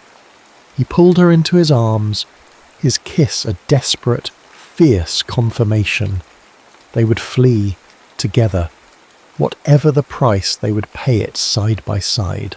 1 month later, the sound that woke Alessandra was not the chiming of a clock or the distant cry of a gondolier, but the gentle rhythmic sigh of waves washing over a sandy shore. Seabirds called to one another in the bright, clean air. She opened her eyes to a room filled with sunlight, the salty breeze rustling the simple linen curtains of a window that looked out not onto a canal, but onto the vast, brilliant expanse of the Adriatic Sea. Gabriel was sitting at a small wooden desk, the morning light catching the gold in his dark hair as he wrote. They had found refuge in a secluded villa on the coast, a place far from the gilded cages and shadowy politics of Venice. Their escape had been a frantic, desperate affair, a blur of secret passages and moonless nights, facilitated by one of Gabriel's loyal contacts. In the weeks that followed, they had lived simply, their world shrinking to the confines of the small house and the endless sea. It was a world built not on legacy or obligation, but on stolen moments and a shared, quiet joy. Gabriel sealed the letter he was writing and turned, a warm smile spreading across his face as he saw she was awake. He crossed the room and handed her a different letter, one that had arrived the previous day by diplomatic pouch, its seal bearing the crest of the British monarchy. "It's over, cara mia," he said softly, his voice full of a relief so profound it was almost tangible. Her hands trembled as she read. Gabriel's report on Conte Marcello, sent before their flight, had been corroborated by other sources. An investigation had been launched, and the full extent of the Conte's treasonous dealings had been exposed. He was ruined, his assets seized by the Venetian council, his name now a synonym for disgrace. But the letter contained another, more startling revelation. In their investigation, the authorities had uncovered Marcello's predatory financial dealings, including the unjust terms of the arrangement he had forced upon her father. The Rossi debts were declared void, a product of criminal coercion. Her family's honour, the very thing she had been forced to sacrifice herself for, had been restored not by her marriage, but by the truth. Tears welled in Alessandra's eyes, not of sorrow, but of a dizzying, overwhelming gratitude. They had not destroyed her family. They had, in a strange, circuitous way, saved it. "Love isn't about finding someone you can live with, cara mia," Gabriel whispered, wiping a tear from her cheek with his thumb. "Someone you cannot live without." He knelt beside the bed, taking her hand in his. "I spent so long believing I was destined to live a life of penance. You taught me that true honour lies not in solitary sacrifice, but in the courage to build a life with the person who holds your heart." Later that day, as the sun began its descent toward the horizon, they were married. There was no priest, no audience, no silken gown or string quartet. Their ceremony took place on the beach at sunrise, witnessed only by the sea and the sky. Alessandra wore a simple white sundress, and Gabriel a plain linen shirt. They exchanged simple hand-forged iron rings, their vows a quiet promise whispered over the sound of the waves. It was honest and real and more sacred than any cathedral ceremony could ever have been. In their small villa, her golden phoenix mask now hung in the window. It was no longer a symbol of a desperate final flight, but a testament to their rebirth. Each morning it caught the sun's rays, scattering prisms of light across the room, a daily reminder of the night their two worlds collided. She was no longer the caged bird, and he was no longer the lonely diplomat bound by ghosts. They were simply Alessandra and Gabriel. She stood with him on the cliffside overlooking the water, his arms securely around her waist. His evidence and diplomatic service had earned him, not a reprimand, but a pardon and a new, less perilous posting in England. They would sail tomorrow, toward a new life, a future they would write themselves. Some say we lost everything, Alessandra thought, leaning her head against his shoulder as they watched a ship sail toward the horizon. A title, a palazzo, a place in Venetian society, but how can it be lost when you've gained your soul? They held each other, their new wedding rings catching the last brilliant rays of the setting sun. They had navigated the labyrinthine canals of duty and deception and emerged into the clear, open waters of truth. They had learned that the greatest masquerade isn't the mask you wear to a ball, but the inauthentic life you accept out of fear. Theirs was a love bodged in secrets and starlight, a love that had dared to choose courage over comfort. And as the Venetian dusk once more painted the sky in shades of violet and gold, their quiet laughter, a melody of hard-won peace, was carried out to sea, two souls who had risked everything and in doing so had gained it all.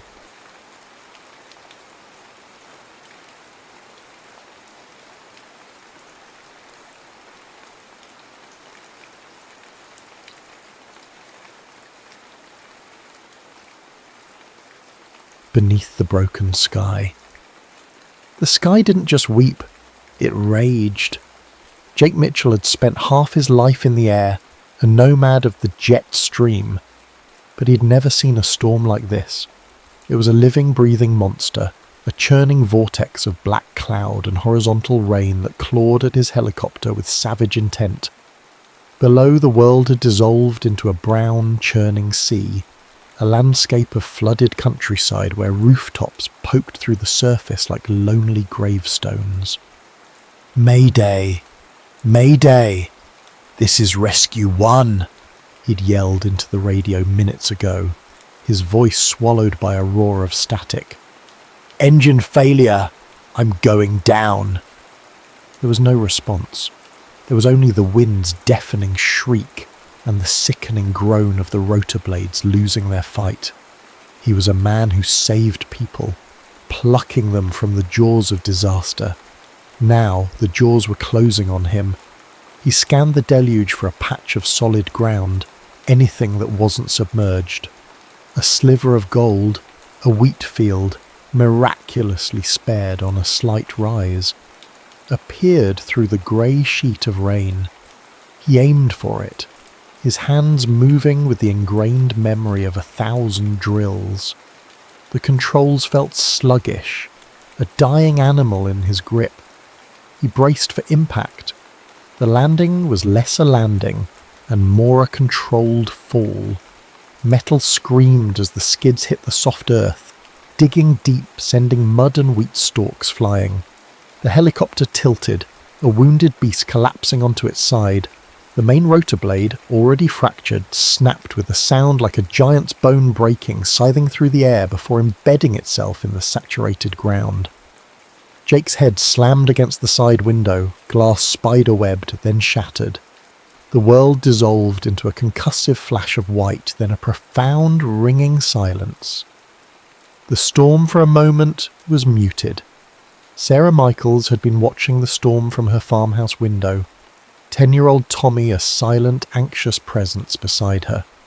The lights had flickered and died an hour ago, plunging them into a world of candlelight and shadows. Every roll of thunder was a physical blow, vibrating through the old floorboards and up her spine. It was a familiar fear, a ghost from her childhood that the rumbling sky always resurrected. Then she saw it, a dark shape tumbling from the bruised heavens. Not a bird. Something mechanical, something failing. It disappeared behind the stand of ancient oaks that bordered her property. The crash was a muffled, percussive thud that was felt as much as heard. "Stay here," she told Tommy, her voice steadier than her hands. "But what was it?" he asked, his eyes wide in the flickering gloom. "I don't know. But you're not going out there." She pulled on her rubber boots and a heavy raincoat, grabbing the largest flashlight she could find. The wind ripped the kitchen door from her hand, slamming it against the exterior wall. Rain, cold and stinging, plastered her hair to her face. She fought her way toward the oaks, mud sucking at her boots. The sight of the mangled helicopter in her wheat field was surreal. It looked like a fallen god, its metallic skin gleaming wetly in the intermittent flashes of lightning. A strange, almost sacred silence hung over the wreckage. As she drew closer, she saw the shattered cockpit, and inside a man slumped and unmoving. Tommy appeared at her elbow, his small face pale. "Mom, is he—" "I told you to stay inside," she snapped, then immediately softened, pulling him into her side. "I'm sorry." "Go back to the house, please, Tommy. It's not safe." He hesitated, then obeyed, his small figure swallowed by the storm. Sarah's heart hammered against her ribs. She circled the wreck, her flashlight beam cutting through the rain. The pilot's door was jammed shut. She found a rock slick with rainwater, and after a moment's hesitation, she smashed the remaining glass of the side window, clearing a path. The man was wedged in his seat, a dark gash on his forehead painting his temple crimson. His flight suit was torn, his breathing shallow. She reached in, her fingers trembling as she pressed them against his neck, searching for a pulse. It was there, faint but steady, a thrum of life in the midst of all this chaos. "We can't leave him," she thought, a whisper in her own mind. Somehow she unbuckled him. He was heavy, a dead weight of muscle and bone. She hooked her arms under his and pulled, dragging him through the broken window frame, away from the smell of fuel and rain. He groaned, a low, guttural sound that was the first sign of consciousness. By the time she had him halfway to the farmhouse, Tommy was there again, a small, determined soldier in the face of the storm, helping her pull.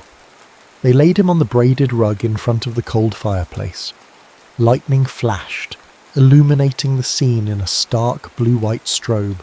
The unconscious pilot, the terrified boy, and the woman who had pulled a man from the sky. Jake awoke slowly, as if surfacing from a deep, dark ocean. The first thing he registered was the scent of lavender soap. The second was a gentle, rhythmic pressure on his forehead. He blinked, his vision swimming. A warm, golden light pulsed softly. Candles. A woman's face hovered above him, etched with concern, her dark hair falling in damp tendrils around her shoulders. She was cleaning the cut on his head with a soft cloth, her touch as precise and delicate as a watchmaker's. Outside, the storm still howled, the rain drumming a relentless tattoo against old window panes. The chaos outside was a perfect mirror for the roaring confusion in his chest. His voice was a dry rasp. You saved my life." She looked up from her work, her eyes, the colour of rich dark earth, meeting his. A small sad smile touched her lips. The storm did the rest. Morning arrived not with a bang, but with a whisper. Pale, watery sunlight filtered through the streaked kitchen windows, painting dusty motes of gold in the air. Jake woke to the soft, rhythmic turning of a page. He was on a sofa, a thick, hand-stitched quilt tucked around him. His head throbbed with a dull, persistent ache, but the world had settled back onto its axis. Across the room in a worn armchair sat Tommy, his brow furrowed in concentration as he read a book, his feet dangling inches from the floor. The sight of the boy's quiet innocence was a balm, a stark contrast to the adrenaline and danger that had defined Jake's life for as long as he could remember. It reminded him, with a sudden sharp pang, of everything he had lost, or rather, everything he had never allowed himself to have. The smell of coffee, rich and inviting, drew his attention to the kitchen. Sarah stood at the counter, her movements practiced and graceful as she poured hot water over fresh grounds in a ceramic dripper. She wore a simple grey sweater, her hair tied back, and in the gentle morning light she looked less like the storm-soaked rescuer from the night before and more like a figure from a half-forgotten dream of peace. "Good morning," she said, her voice soft. "How's your head?" "Like a drum solo," he admitted, slowly sitting up. The quilt smelled of cedar and something faintly floral. Home, the word ambushed him. Thank you for everything. It's either that or leave you to rust in the fields, she replied, a hint of dry humour in her tone. She handed him a steaming mug.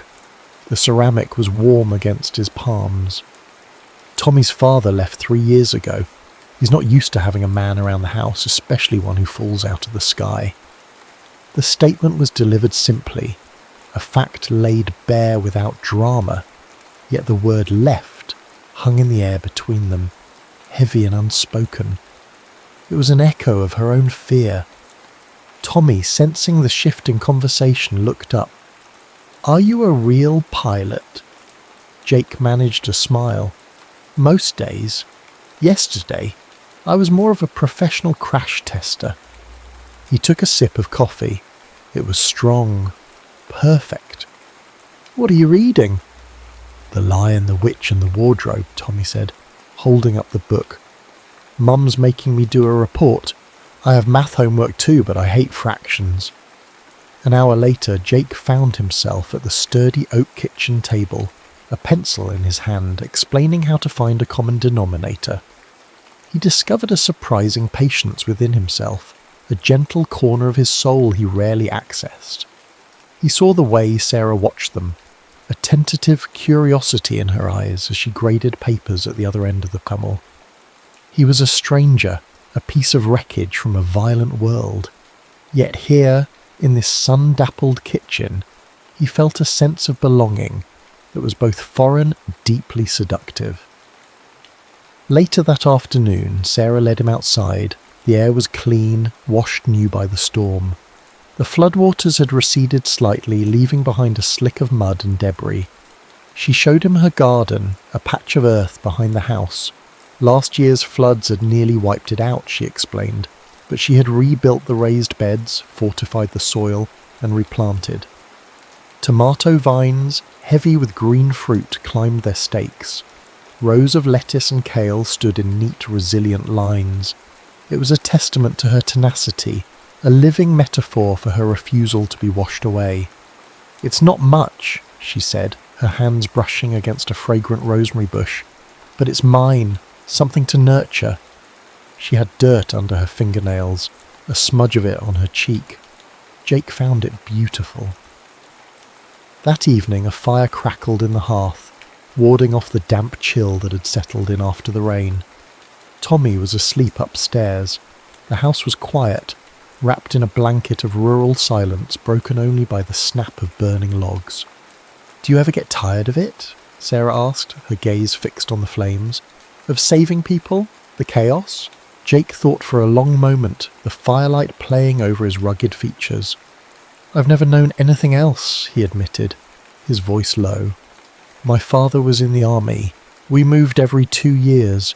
I never learned how to plant things. I've never stayed anywhere long enough to watch anything grow. He looked at her then, his gaze direct and filled with a raw honesty that startled them both. It was a confession, an admission of a different kind of emptiness. Sarah's expression softened with an understanding that went beyond words. Do you ever get tired of being left behind? The question was a quiet echo of his own, a vulnerable offering from her own guarded heart. It wasn't an accusation, but a shared acknowledgement of their parallel scars. He, the man who always left. She, the woman who was always left. In the warm, flickering silence that followed, something shifted. The space between them, once filled with the caution of strangers, was now charged with the fragile, powerful current of recognition. 3 days passed in a strange, suspended reality. The world outside the flooded valley ceased to exist. Power was still out, the roads impassable. For Jake, it was the longest he'd been grounded in over a decade. He fell into a rhythm dictated by the sun and the needs of the farmhouse. He spent his days making repairs, the rhythmic thud of his hammer against the damaged roof a steady counterpoint to the drone of Sarah teaching Tommy his lessons at the kitchen table. Their conversations flowed as easily as the creek that bordered the property, meandering from trivial topics to deeper currents of their lives. He told her about the places he'd been, the earthquake zones, the hurricane-ravaged coasts, and she spoke of the small town she'd never left, of the joys and challenges of moulding young minds. They were two halves of a whole he'd never known existed, the adventurer and the nurturer, the sky and the earth.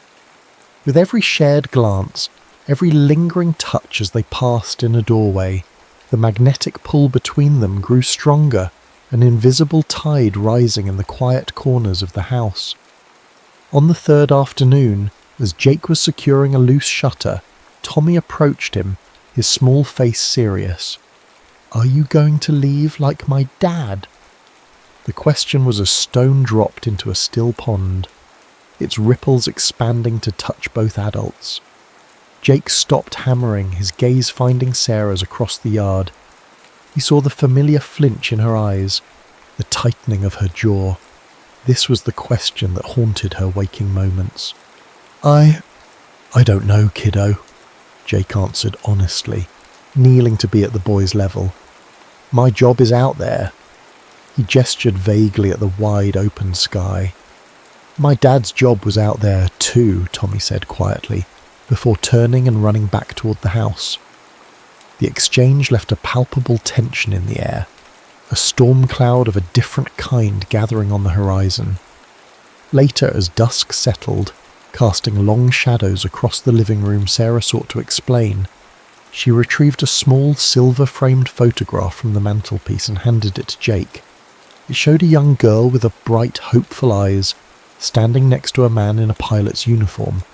The man was handsome, beaming with pride, his arm wrapped protectively around his daughter. "My father," she said, her voice barely a whisper. "He was a crop duster.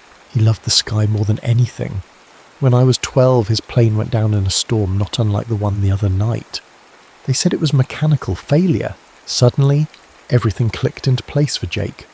Her fear of the thunder, the way she'd flinched when a lone military cargo plane had passed high overhead yesterday. Her deep-seated terror wasn't just of abandonment. It was a specific, visceral fear of losing someone she loved to the very thing he considered his domain. The sky was his sanctuary and her graveyard. "Sarah," he began, his voice thick with a new understanding. He set the photograph down gently. "I'm not him." She looked at him, her beautiful guarded eyes shimmering with unshed tears. "How can I believe that?" she whispered, the question a raw, desperate plea. "You live in the clouds.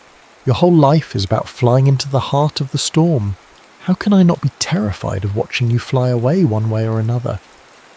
He had no answer for that. Duty was etched into his soul, a part of his identity.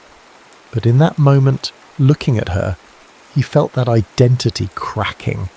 He saw a future he'd never dared to imagine, one rooted in soil and sunlight, not wind and altitude. He stepped closer, closing the space between them. The air grew thick, electric. He could feel the warmth radiating from her skin, see the frantic pulse beating in the hollow of her throat. The distant rumble of another approaching storm mimicked the thunder in his own chest. He raised a hand, his calloused fingers gently cupping her cheek. She didn't pull away. She leaned into his touch, her eyes fluttering shut as if in surrender. The kiss wasn't a gentle exploration. It was a collision. It was soft and desperate, hungry and full of a profound, aching tenderness. It was the frantic culmination of 3 days of unspoken longing, a release of the tension that had been coiling between them since the moment she'd pulled him from the wreckage.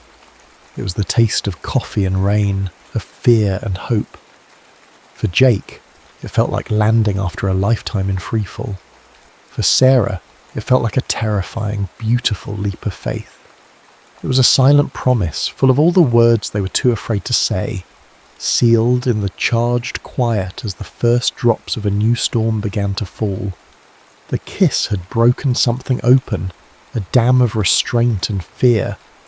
But as the new storm rolled in, more ferocious than the last, reality came crashing back with it. The battery-powered radio, their only link to the outside world, crackled to life with a terrifying urgency. Mandatory evacuation for all residents in the Cedar Valley. Repeat, this is a mandatory evacuation. The Northwood Dam has sustained critical damage. Structural failure is imminent. The valley is expected to flood within the next 4 hours. The robotic voice filled the small farmhouse, a harbinger of doom. Sarah's face went white. She looked out the window at the creek, already swollen and angry, its muddy water churning. This wasn't just a flood, it was an inundation. "We have to go," Jake said, his pilot-in-command voice taking over. "Now! Pack a bag. Essentials only." As if summoned by his words, the radio squawked again, but this time it was a familiar voice cutting through the static. "Rescue 1, this is Search Command. Jake, do you copy? We have a visual on your downed aircraft. We're dispatching a boat to your coordinates for extraction. ETA 30 minutes. Do you copy?" It was his team, his world calling him back. "This is Mitchell," he yelled into the small handset he'd salvaged from the helicopter. "I copy, Command. I have 2 civilians with me, a woman and a child. Roger that, we'll take all 3 of you." Relief washed over Jake, swift and absolute. They would be safe, but when he turned, he saw Sarah standing frozen, her arms wrapped around herself. Her expression wasn't one of relief, it was one of grim, heartbreaking resolve. "I'm not going," she said, her voice trembling but firm. "What, Sarah, you heard the man? The dam is failing. This house, everything, is going to be underwater." "This is my home," she said, her eyes flashing with a fierce protective light. "I rebuilt it from the mud once before. I will not be chased out by the water again. I won't abandon it." He couldn't understand. It wasn't bravery, it was suicide. This isn't about being chased out, it's about survival. Tommy, hearing the raised voices, ran into the room, his face etched with fear. He latched onto Jake's leg, his small body trembling. "You promised you wouldn't leave," he sobbed, the words a dagger in Jake's heart. "You promised." Jake was torn in two. A violent internal storm raged within him, more powerful than the one outside. The sky was calling him back. Duty, instinct, everything he had ever been, was pulling him toward that extraction boat, toward his team. But his heart, a stubborn and newly awakened anchor, was here, in this house, with this woman and this boy. For the first time, the call of the sky felt like a siren song luring him to his own destruction, while the terrifying prospect of staying felt like salvation. He looked from Tommy's tear-streaked face to Sarah's defiant one. He saw her fear, masked by a stubborn pride he was beginning to understand. She wasn't refusing to leave her house. She was refusing to be a victim again, refusing to let the storm win. He grabbed the radio handset. "Command, this is Jake. Negative on the extraction." "Say again, one?" The voice was incredulous. "The entire valley is going under." "I know," Jake said, his decision solidifying with every word, "but the civilians are refusing to evacuate their home. I can't force them, and I won't leave them." He paused, the weight of his next words settling on him. "I'm staying." A moment of stunned silence from the radio. "Jake, that's your life." "This is who I am," he said, his voice raw, looking directly at Sarah. "I save people." He let the handset drop. He turned to her, his eyes pleading for her to understand. "But you were right. Sometimes saving them means staying." Her defiant facade crumbled, replaced by a wave of shock, terror, and a fragile dawning hope. The sound of the rescue boat's engine grew louder in the distance, then faded as it turned and disappeared down the valley. The sound of their last chance leaving. The creek had already breached its banks, its dark water creeping across the lawn. The river beyond was a torrent. "We have to get to higher ground," Jake commanded, his voice clear and steady. The choice was made. The sky had been denied. We'll take what we can to the barn, and the hayloft is our only shot." He grabbed the silver-framed photograph of her father from the mantelpiece, pressing it into her hands. It was a silent acknowledgement. He understood. As the first wave of floodwater lapped at the porch steps, they worked together. A small, desperate family against the rising storm, carrying their most precious belongings. Not furniture, but memories and a newfound, terrifying love, toward the only sanctuary they had left. Dawn broke not with a triumphant fanfare, but with a quiet, sacred hush. The sky, scrubbed clean by the storm, was a delicate watercolour of rose and gold. From the high hayloft of the barn, Jake, Sarah and Tommy watched the sun crest the bruised horizon, its light glinting off a vast, silent sea.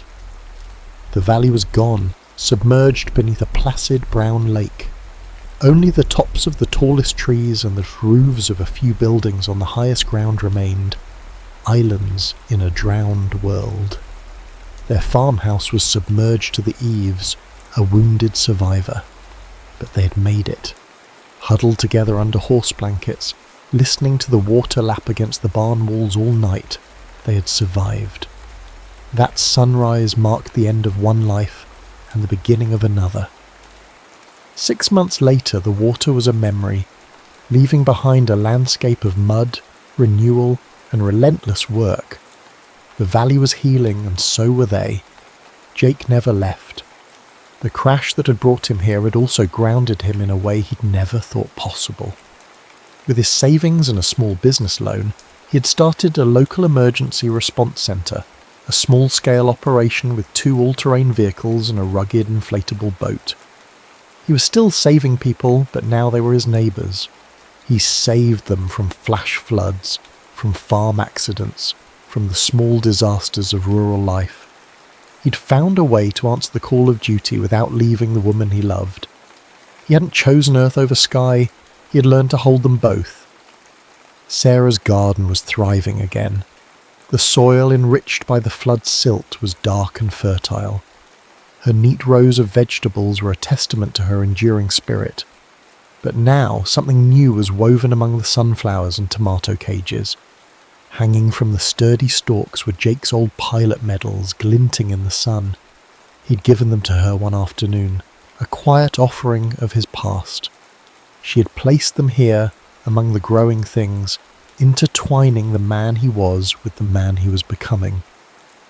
Tommy had changed too. The quiet, anxious boy had blossomed. The fear in his eyes had been replaced by a bright, confident spark. He spent his afternoons at the response centre, which Jake ran out of the repaired barn, learning how to check the oil in the ATV and coil ropes with a perfect knot. He wasn't afraid of the emergency radio anymore. He saw it as a tool for helping, a connection to the father figure who hadn't left. He was learning about engines and preparedness, about courage and partnership. One warm evening, as the sun began to dip below the rebuilt fence line, Jake found Sarah in the garden, her hands buried in the rich soil. He didn't have a diamond ring. He had spent his life accumulating experiences, not possessions. Instead, he held out his hand. In his palm lay a set of keys. One was old and brassy, the key to the farmhouse. The other was new and shiny, the key to his truck. The last was a small silver key to the front door of the response centre. "I used to think home was wherever I landed," he said, his voice steady and full of a quiet, profound certainty. He looked from the keys in his hand to her face, illuminated by the golden light. A temporary base, a place to sleep before the next mission. Sarah slowly stood up, wiping her earthy hands on her jeans. Her heart felt impossibly full, a vessel brimming with a love she had once believed was lost to her forever. He curled his fingers around the keys and held them out to her. "Now I know it's not," he continued, his gaze locking with hers. "Home isn't a place you land. It's the place you choose to stay. The place you build and rebuild and fight for." He took a breath. "Will you build a home with me, Sarah?" Tears welled in her eyes. Tears not of sorrow or fear, but of a joy so deep it was almost painful. Didn't need a ring, she didn't need a flowery promise, she needed this. The solid, tangible weight of permanence, keys that jangled like wind chimes, promising shared doors and a shared future. She closed her hand over his, over the keys, her touch warm and sure.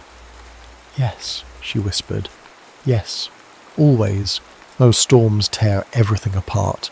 They leave behind nothing but wreckage and sorrow. But others, the ones you weather together, the ones that strip you down to the very core of who you are, they don't destroy. They reveal what was strong enough to last all along. And sometimes, if you're brave enough to open your door to a stranger falling from a broken sky, you discover that home was never a place at all. It was a choice, it was a promise.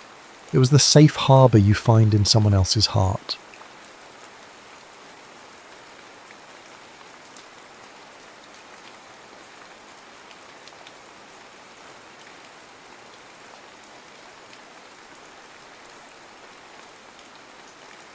Almost home. The rain had been drumming against the kitchen window for 3 weeks, a relentless weeping percussion that had become the soundtrack to Lena's grief. It was a sound that mirrored the hollowness inside her, a space carved out by the sudden, brutal absence of her brother Mark. On the cramped Formica countertop, 2 letters sat like twin sentences of doom. One was a pale pink eviction notice, its cheerful colour a cruel joke. The other was a crisp, official-looking envelope from US Immigration and Customs Enforcement addressed to Aidan Hayes. Deportation. The word itself was a punch to the gut, another loss she couldn't bear. The ticking of the clock above the stove felt unnaturally loud, each second a tiny hammer against the fragile shell of her composure. 3 weeks since the funeral. 3 weeks of waking up to the reality that Mark was gone, and now Aidan, his best friend, the only other person who seemed to understand the specific shape of her sorrow, was about to be ripped away too. Aidan sat across from her at the tiny wobbly table, his large frame making the space feel even smaller. He hadn't said much, just showed up with a bag of groceries he knew she'd forget to buy, and a silence that was more comforting than any platitude. He stared at his letter, his jaw tight, his usual easygoing energy replaced by a heavy stillness. The steam from a forgotten tea kettle began to whistle, a thin, frantic scream that Lena couldn't bring herself to answer. "I have an idea," she said, her voice a raw whisper that barely carried over the rain in the kettle. She pushed a crumpled tissue across the table, adding it to the damp pile. It's either brilliant or completely insane. Aidan finally looked up.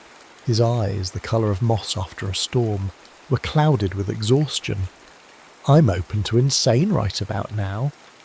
Lena took a shaky breath, her heart thudding a nervous rhythm against her ribs.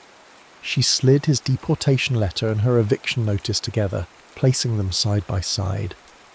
"You need to stay in the country.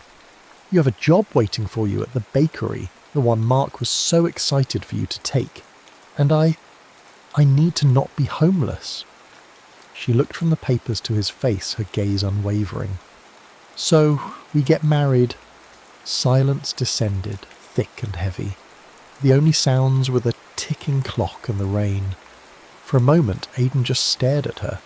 Then a short, sharp laugh escaped him, a sound utterly devoid of humour. It died the instant he saw the desperate seriousness in her eyes. The tears she'd been holding back finally welled, blurring his stunned face. "Lena, you can't be serious," he said, his voice soft, laced with disbelief. "Why not?" she pushed, the words tumbling out in a rush. "It's a business arrangement. A partnership. You get a green card, I get a roommate who can help me with rent, help me get the bakery open. It was our dream, mine and Mark's. You were supposed to be a part of it." She gestured vaguely around the cramped apartment. "This isn't about love or romance or any of that.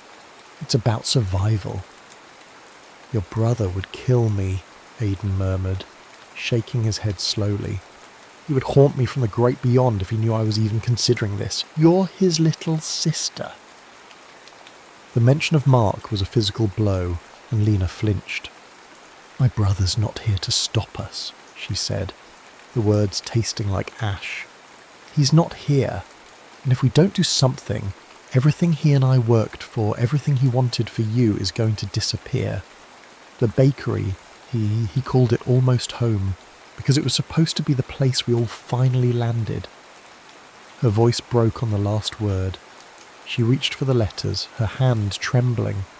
Aidan's hand shot out to steady hers, his fingers warm and calloused, engulfing her own. The touch was accidental, a simple gesture of comfort, but it sent a strange, unexpected current through her. It was a flicker of warmth in the cold, desolate landscape of her grief. For a split second, the rain seemed to quiet. The ticking clock seemed to fade, and there was only the feeling of his hand on hers, a silent acknowledgement of the precipice on which they stood. This wasn't about love, she told herself again. But as his thumb brushed gently over her knuckles, a tiny, treacherous part of her heart wondered if that was a lie they were telling themselves, to make the insanity of it all bearable. The lawyer's office was a universe of beige carpets and sterile fluorescent lighting that hummed with an unnerving buzz. It stripped the world of colour, making the vibrant autumn warmth just outside the window feel like a distant memory. Lena sat stiffly, her hands clenched in her lap, listening as the lawyer, a woman with a weary but kind face, laid out the stakes. The burden of proof is on you, she explained, her pen tapping a rhythm on a thick file.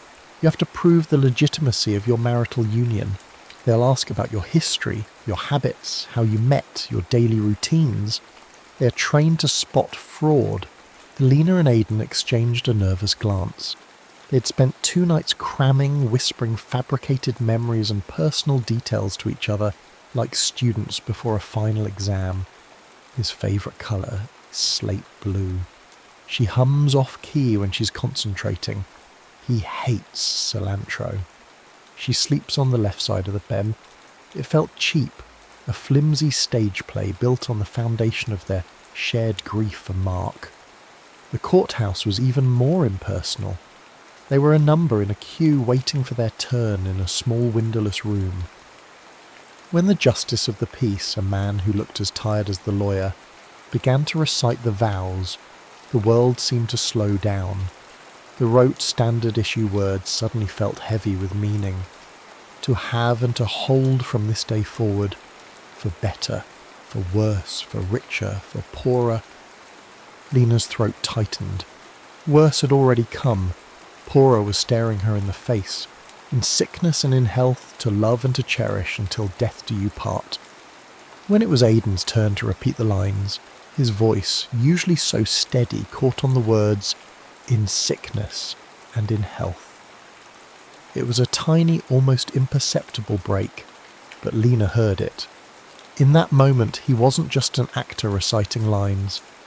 He was a man who had sat by Mark's hospital bed, a man who had seen sickness and its devastating aftermath. Her eyes stung with unshed tears.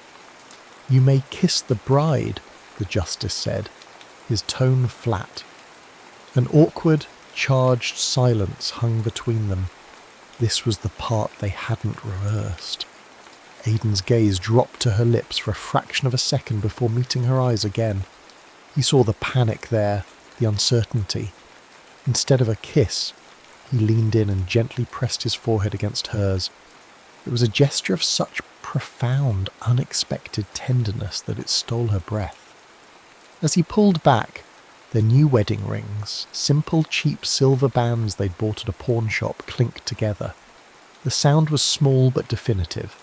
"We're really doing this," she whispered, the reality of it finally landing. Aidan offered a small crooked smile. "Too late for second thoughts now, Mrs. Fletcher." The name felt foreign, a costume she was wearing. Later that afternoon they stood in the doorway of the bakery. It was the first time they had entered the space not as Mark's sister and Mark's best friend, but as partners. His partners. The air hung thick with the comforting scent of old flower vanilla extract and the faint, sweet ghost of yeast. Dust motes danced in the shafts of autumn light that slanted through the large, grimy front windows. "You found this place," Lena said softly, running a hand along a flower-dusted countertop. "Said it had good bones." "It does," Aidan agreed, his footsteps echoing in the cavernous quiet. As she turned to survey the cavernous space, her foot caught on a loose floorboard. She yelped, stumbling forward. Instantly, Aidan was there, his hand shooting out to grip her waist, steadying her against his chest. She landed flush against him, her palms flat on the solid wall of his torso. For a long moment, they both froze. His heart hammered a steady, reassuring beat against her cheek. She could feel the warmth of his body through their clothes, smell the faint, clean scent of his soap mixed with the dusty air of the bakery. It was different from the touch in the kitchen, different from the forehead press at the courthouse. This was solid, real. It was the first undeniable hint of genuine attraction, a spark of heat that had nothing to do with shared grief or legal arrangements, and everything to do with the man holding her in the fading afternoon light. The bakery became their world, a sanctuary sealed by the pre-dawn dark and the scent of rising dough. Their lives fell into a rhythm dictated by the demanding schedule of a baker. Alarms blared at 4 a.m, B-O-E-M, and they would meet in the shared kitchen of Lena's, now their, apartment, moving around each other in a sleepy, silent ballet. They were a study in contrasts. Lena worked with the meticulous precision of a scientist, her measuring cups levelled with a knife's edge, her recipes followed to the gram. She was the architect of their operation. Aidan, however, was the artist. He cooked by feel, by scent, by intuition. He'd add a pinch of cardamom to Mark's cinnamon roll recipe, or a dash of espresso powder to the chocolate croissants, his movements fluid and confident. "Baking is chemistry," Lena would insist, her brow furrowed in concentration. "Baking is magic," Aidan would counter, a playful glint in his eye, as he slid another perfectly golden tray from the oven. Their days were filled with the physical language of shared work. Flour found its way onto everything, a white handprint on the small of her back as he squeezed past in the narrow walkway, a dusting on his cheek that she would gently brush away without thinking. One afternoon he stood behind her, his larger hands covering hers as he taught her to properly knead brioche dough. "You have to feel it," he murmured, his voice close to her ear. "Push, fold. It's a rhythm, like a heartbeat." His chest was warm against her back, and Lena found herself closing her eyes, focusing not on the dough but on the steady cadence of his breathing, the strength in his hands guiding hers. The nights were for confessions. Exhausted and covered in flour, they would sit at a small table in the back, sharing failed sourdough starters and burnt cookies, the failures somehow more intimate than the successes. It was in these late hours, with rain drumming softly on the bakery's skylights, that they started sharing pieces of themselves. He told her about his childhood in Dublin, a place he spoke of with a mixture of love and restlessness. She told him about her recurring nightmare, the one where she was falling and Mark was always just out of reach. "He always said you made the best chocolate croissants," Lena found herself saying one night, her voice thick with emotion as she looked at the tray cooling on the rack. Aidan smiled, a sad, fond expression. "He always said you were stronger than you knew." But their fragile peace was bound to break.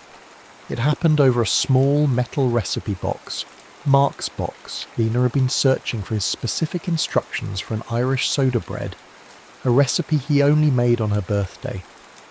She found Aidan sitting with the box open, sifting through the familiar ink-stained cards.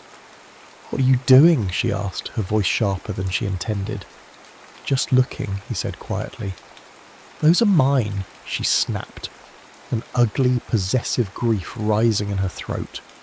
They were his. They belong to me. Aidan's head shot up, his expression wounded. I was his friend for 15 years, Lena.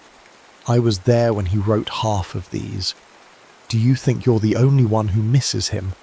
Is your grief bigger than mine? Is your right to his memory stronger? The words hit her like a physical slap. The fight was short, brutal, and filled with the unspeakable things that only two people drowning in sorrow could say to each other. She fled, the sting of his words chasing her until she found refuge in the biting cold of the walk-in cooler. She sank to the floor, wrapping her arms around her knees as sobs finally racked her body. She cried for Mark, for the fight, for the terrifying, complicated mess her life had become. A few minutes later, the heavy door opened, spilling light into the small, cold space. Aidan stood in the doorway, his face etched with regret. He didn't speak. He simply took off the worn, comfortable jacket he always wore, the one that smelled faintly of yeast and cinnamon, and draped it over her shaking shoulders. He closed the door, leaving her in the cold and the dark, but wrapped in his warmth. It was an apology, a comfort, a silent truce, and in that quiet, profound gesture, Lena understood that their rhythm wasn't just about baking. It was about learning how to shelter each other from the storm. The immigration office felt like a different planet from the warm, fragrant world of the bakery. The air was stale, the lighting a harsh, unforgiving glare. Lena's heart hammered against her ribs, a frantic, trapped bird. Across the small metal table, the immigration agent, a stern-faced man named Mr. Davies, regarded them with an unnervingly calm neutrality. His questions were like surgical instruments probing for weaknesses in their story. "Mr. Hayes, what brand of toothpaste does your wife use?" "Crest, the one with baking soda and peroxide," Aidan answered, without hesitation. He'd noticed it on their shared bathroom counter weeks ago. "Mrs. Fletcher Hayes, what side of the bed does your husband sleep on?" "The right side," Lena said, her voice steadier than she felt. "He always takes the side closest to the door." They moved through the rehearsed answers, a careful choreography of half-truths and well-placed details. But Mr. Davies was good at his job. He circled, he changed tactics. He asked about feelings, not facts. "Tell me about your first date." A wave of panic washed over Lena. They'd concocted a story about a movie and Italian food, but under the agent's intense scrutiny it felt flimsy, transparent. Aidan must have sensed her fear. He stepped in smoothly. "Our first real date wasn't really a date," he said, his voice taking on a warm, reminiscent tone. "It was the night we perfected her brother's sourdough. We were in the bakery until 3 a.m. She gets this little frown of concentration right between her eyebrows when she's trying to get something perfect, and she hums this little off-key tune. She doesn't even know she's doing it." He looked at Lena, a genuine, fond smile touching his lips. "That was our first date, covered in flour, exhausted, and happier than I'd been in a very long time." It was a detail they had never rehearsed. It was a detail only a real husband would know, an observation born from hours spent watching her, learning her. Mr. Davies made a note, his expression unreadable, but the sharp edge of his questioning seemed to soften. Back in the apartment, the adrenaline crash was swift and brutal. The tension that had held them upright for hours evaporated, leaving them exhausted and raw. Aidan poured them both a glass of whiskey, his hands not quite steady. They sat on the sofa, the space between them humming with everything that had been left unsaid. "When did this stop being pretend for you?" Lena asked, her voice barely a whisper. The question hung in the lamplit room, terrifying and essential. Aidan stared into his glass, swirling the amber liquid. "Maybe it never was pretend," he admitted, his gaze finally meeting hers. His eyes were dark with a vulnerability she'd never seen before. "Maybe that's what scares me. I've loved you for years, Lena, from afar. You were Mark's sister. and he was my best friend. It was a line I would never cross. He let out a shaky breath. But he's gone, and this whole arrangement, it's been torture. Pretending this is just for show and all I want to do is this. He leaned in, his movement hesitant, giving her every opportunity to pull away. She didn't. His confession unlocked something deep inside her, a truth she hadn't dared to acknowledge. She wasn't just grieving Mark anymore. She was terrified of loving someone else, terrified of the gaping hole they would leave if they were taken away too. "I've been so afraid," she breathed, the admission tearing from her. So afraid to let anyone matter this much again. The space between them vanished. Aidan's hand came up to cup her cheek, his thumb stroking her skin with a reverence that made her ache. "You don't have to be afraid with me," he murmured, and then he kissed her. It was nothing like the chaste press of foreheads at the courthouse. This was a kiss of searing honesty, a confluence of years of unspoken longing and weeks of forced intimacy. It was desperate and sweet, a raw outpouring of grief and hope and a terrifying, beautiful new love. It was the breaking point, the moment the carefully constructed walls of their arrangement came crashing down, leaving them standing in the vulnerable, uncertain, and breathtaking ruins of the truth. 6 months later, the bakery was alive.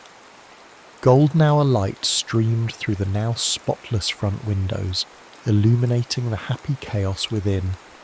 The air, rich with the scent of caramelized sugar, toasted almonds, and fresh bread, was filled with the sounds of laughter and satisfied sighs. Almost Home was finally open, and the community had poured in, filling every chair and lining up out the door. Lena stood behind the counter, a clean apron tied around her waist, and watched Aidan. He moved through the crowd with an easy grace, handing a warm pain au chocolat to a little girl, sharing a laugh with an elderly couple, his face lit with a genuine joy that made her heart swell. He wasn't the haunted man who had sat at her kitchen table staring at a deportation letter. He was vibrant, he was happy, he belonged. And watching him, Lena realised with a sudden gut-wrenching clarity how far they had both come. She was no longer just a woman defined by her grief. She was a baker, a business owner, a wife. Just as she was handing a seeded loaf to a customer, the bell above the door chimed, and her blood ran cold. It was Mr. Davies, the immigration agent, holding a coffee cup and looking around with that same neutral expression. A surprise follow-up. Her carefully constructed world tilted on its axis. He approached the counter, his eyes moving from the bustling scene to the two of them. Aidan came to stand beside her, his presence a solid, reassuring weight. She could feel the unspoken question in the air. Was this real enough? Was it enough to defend? "Busy day," Mr. Davies observed, his gaze lingering on a framed photo of Mark, Lena, and Aidan, taken a year before the accident, that now sat on the counter. "We've been lucky," Aidan said, his hand finding Lena's under the counter, his fingers lacing through hers. "This is more than luck," Lena heard herself say, her voice clear and strong. She looked from the agent to Aidan, whose eyes were filled with a fierce, protective love. In that instant, she knew the charade was over, not because they were caught, but because it was no longer needed. This isn't about papers anymore. Aidan's grip on her hand tightened. "It never was. Not really," he said, his gaze locked with hers. Lena turned her focus back to Mr. Davies, but her words were for everyone in the room, for herself, for the memory of her brother. "This man," she said, her voice ringing with conviction, "is my partner. He's my best friend. He's the reason I got out of bed for months when I didn't think I could. He helped me build this place from the dust up. This bakery, this life, wouldn't exist without him." Tears welled in her eyes, hot and cleansing. "I love him, not for a green card, not for an arrangement. I love him because he showed me what home feels like again." A hush fell over the bakery, and then, In front of the entire community, she rose on her toes and kissed him, a public declaration that sealed the truth of her words. 1 year later, they stood in that same spot, the bakery closed for a private celebration. The golden light was the same, the scent of yeast and sugar still hung in the air, but this time they were surrounded by the friends who had become their family, renewing their vows. The cheap silver bands were gone, replaced by rings of white gold they had chosen together. Rings that symbolized a promise made not out of desperation, but out of a deep and abiding love. The justice of the peace, the same tired man from the courthouse now smiling warmly, pronounced them husband and wife again. This time, when Aidan kissed her, it was soft and sure, a promise of 1,000 sunrises to come. Later, long after the last guest had departed, they stood side by side at the large kneading table. Lena reached for a bag of flour, leaving a white handprint on Aidan's apron. He smiled, covering her hand with his own. Their fingers, intertwined and dusted with flour, rested on the worn wood of the table. They weren't almost home anymore. They had built it, one careful layer at a time, right here, together.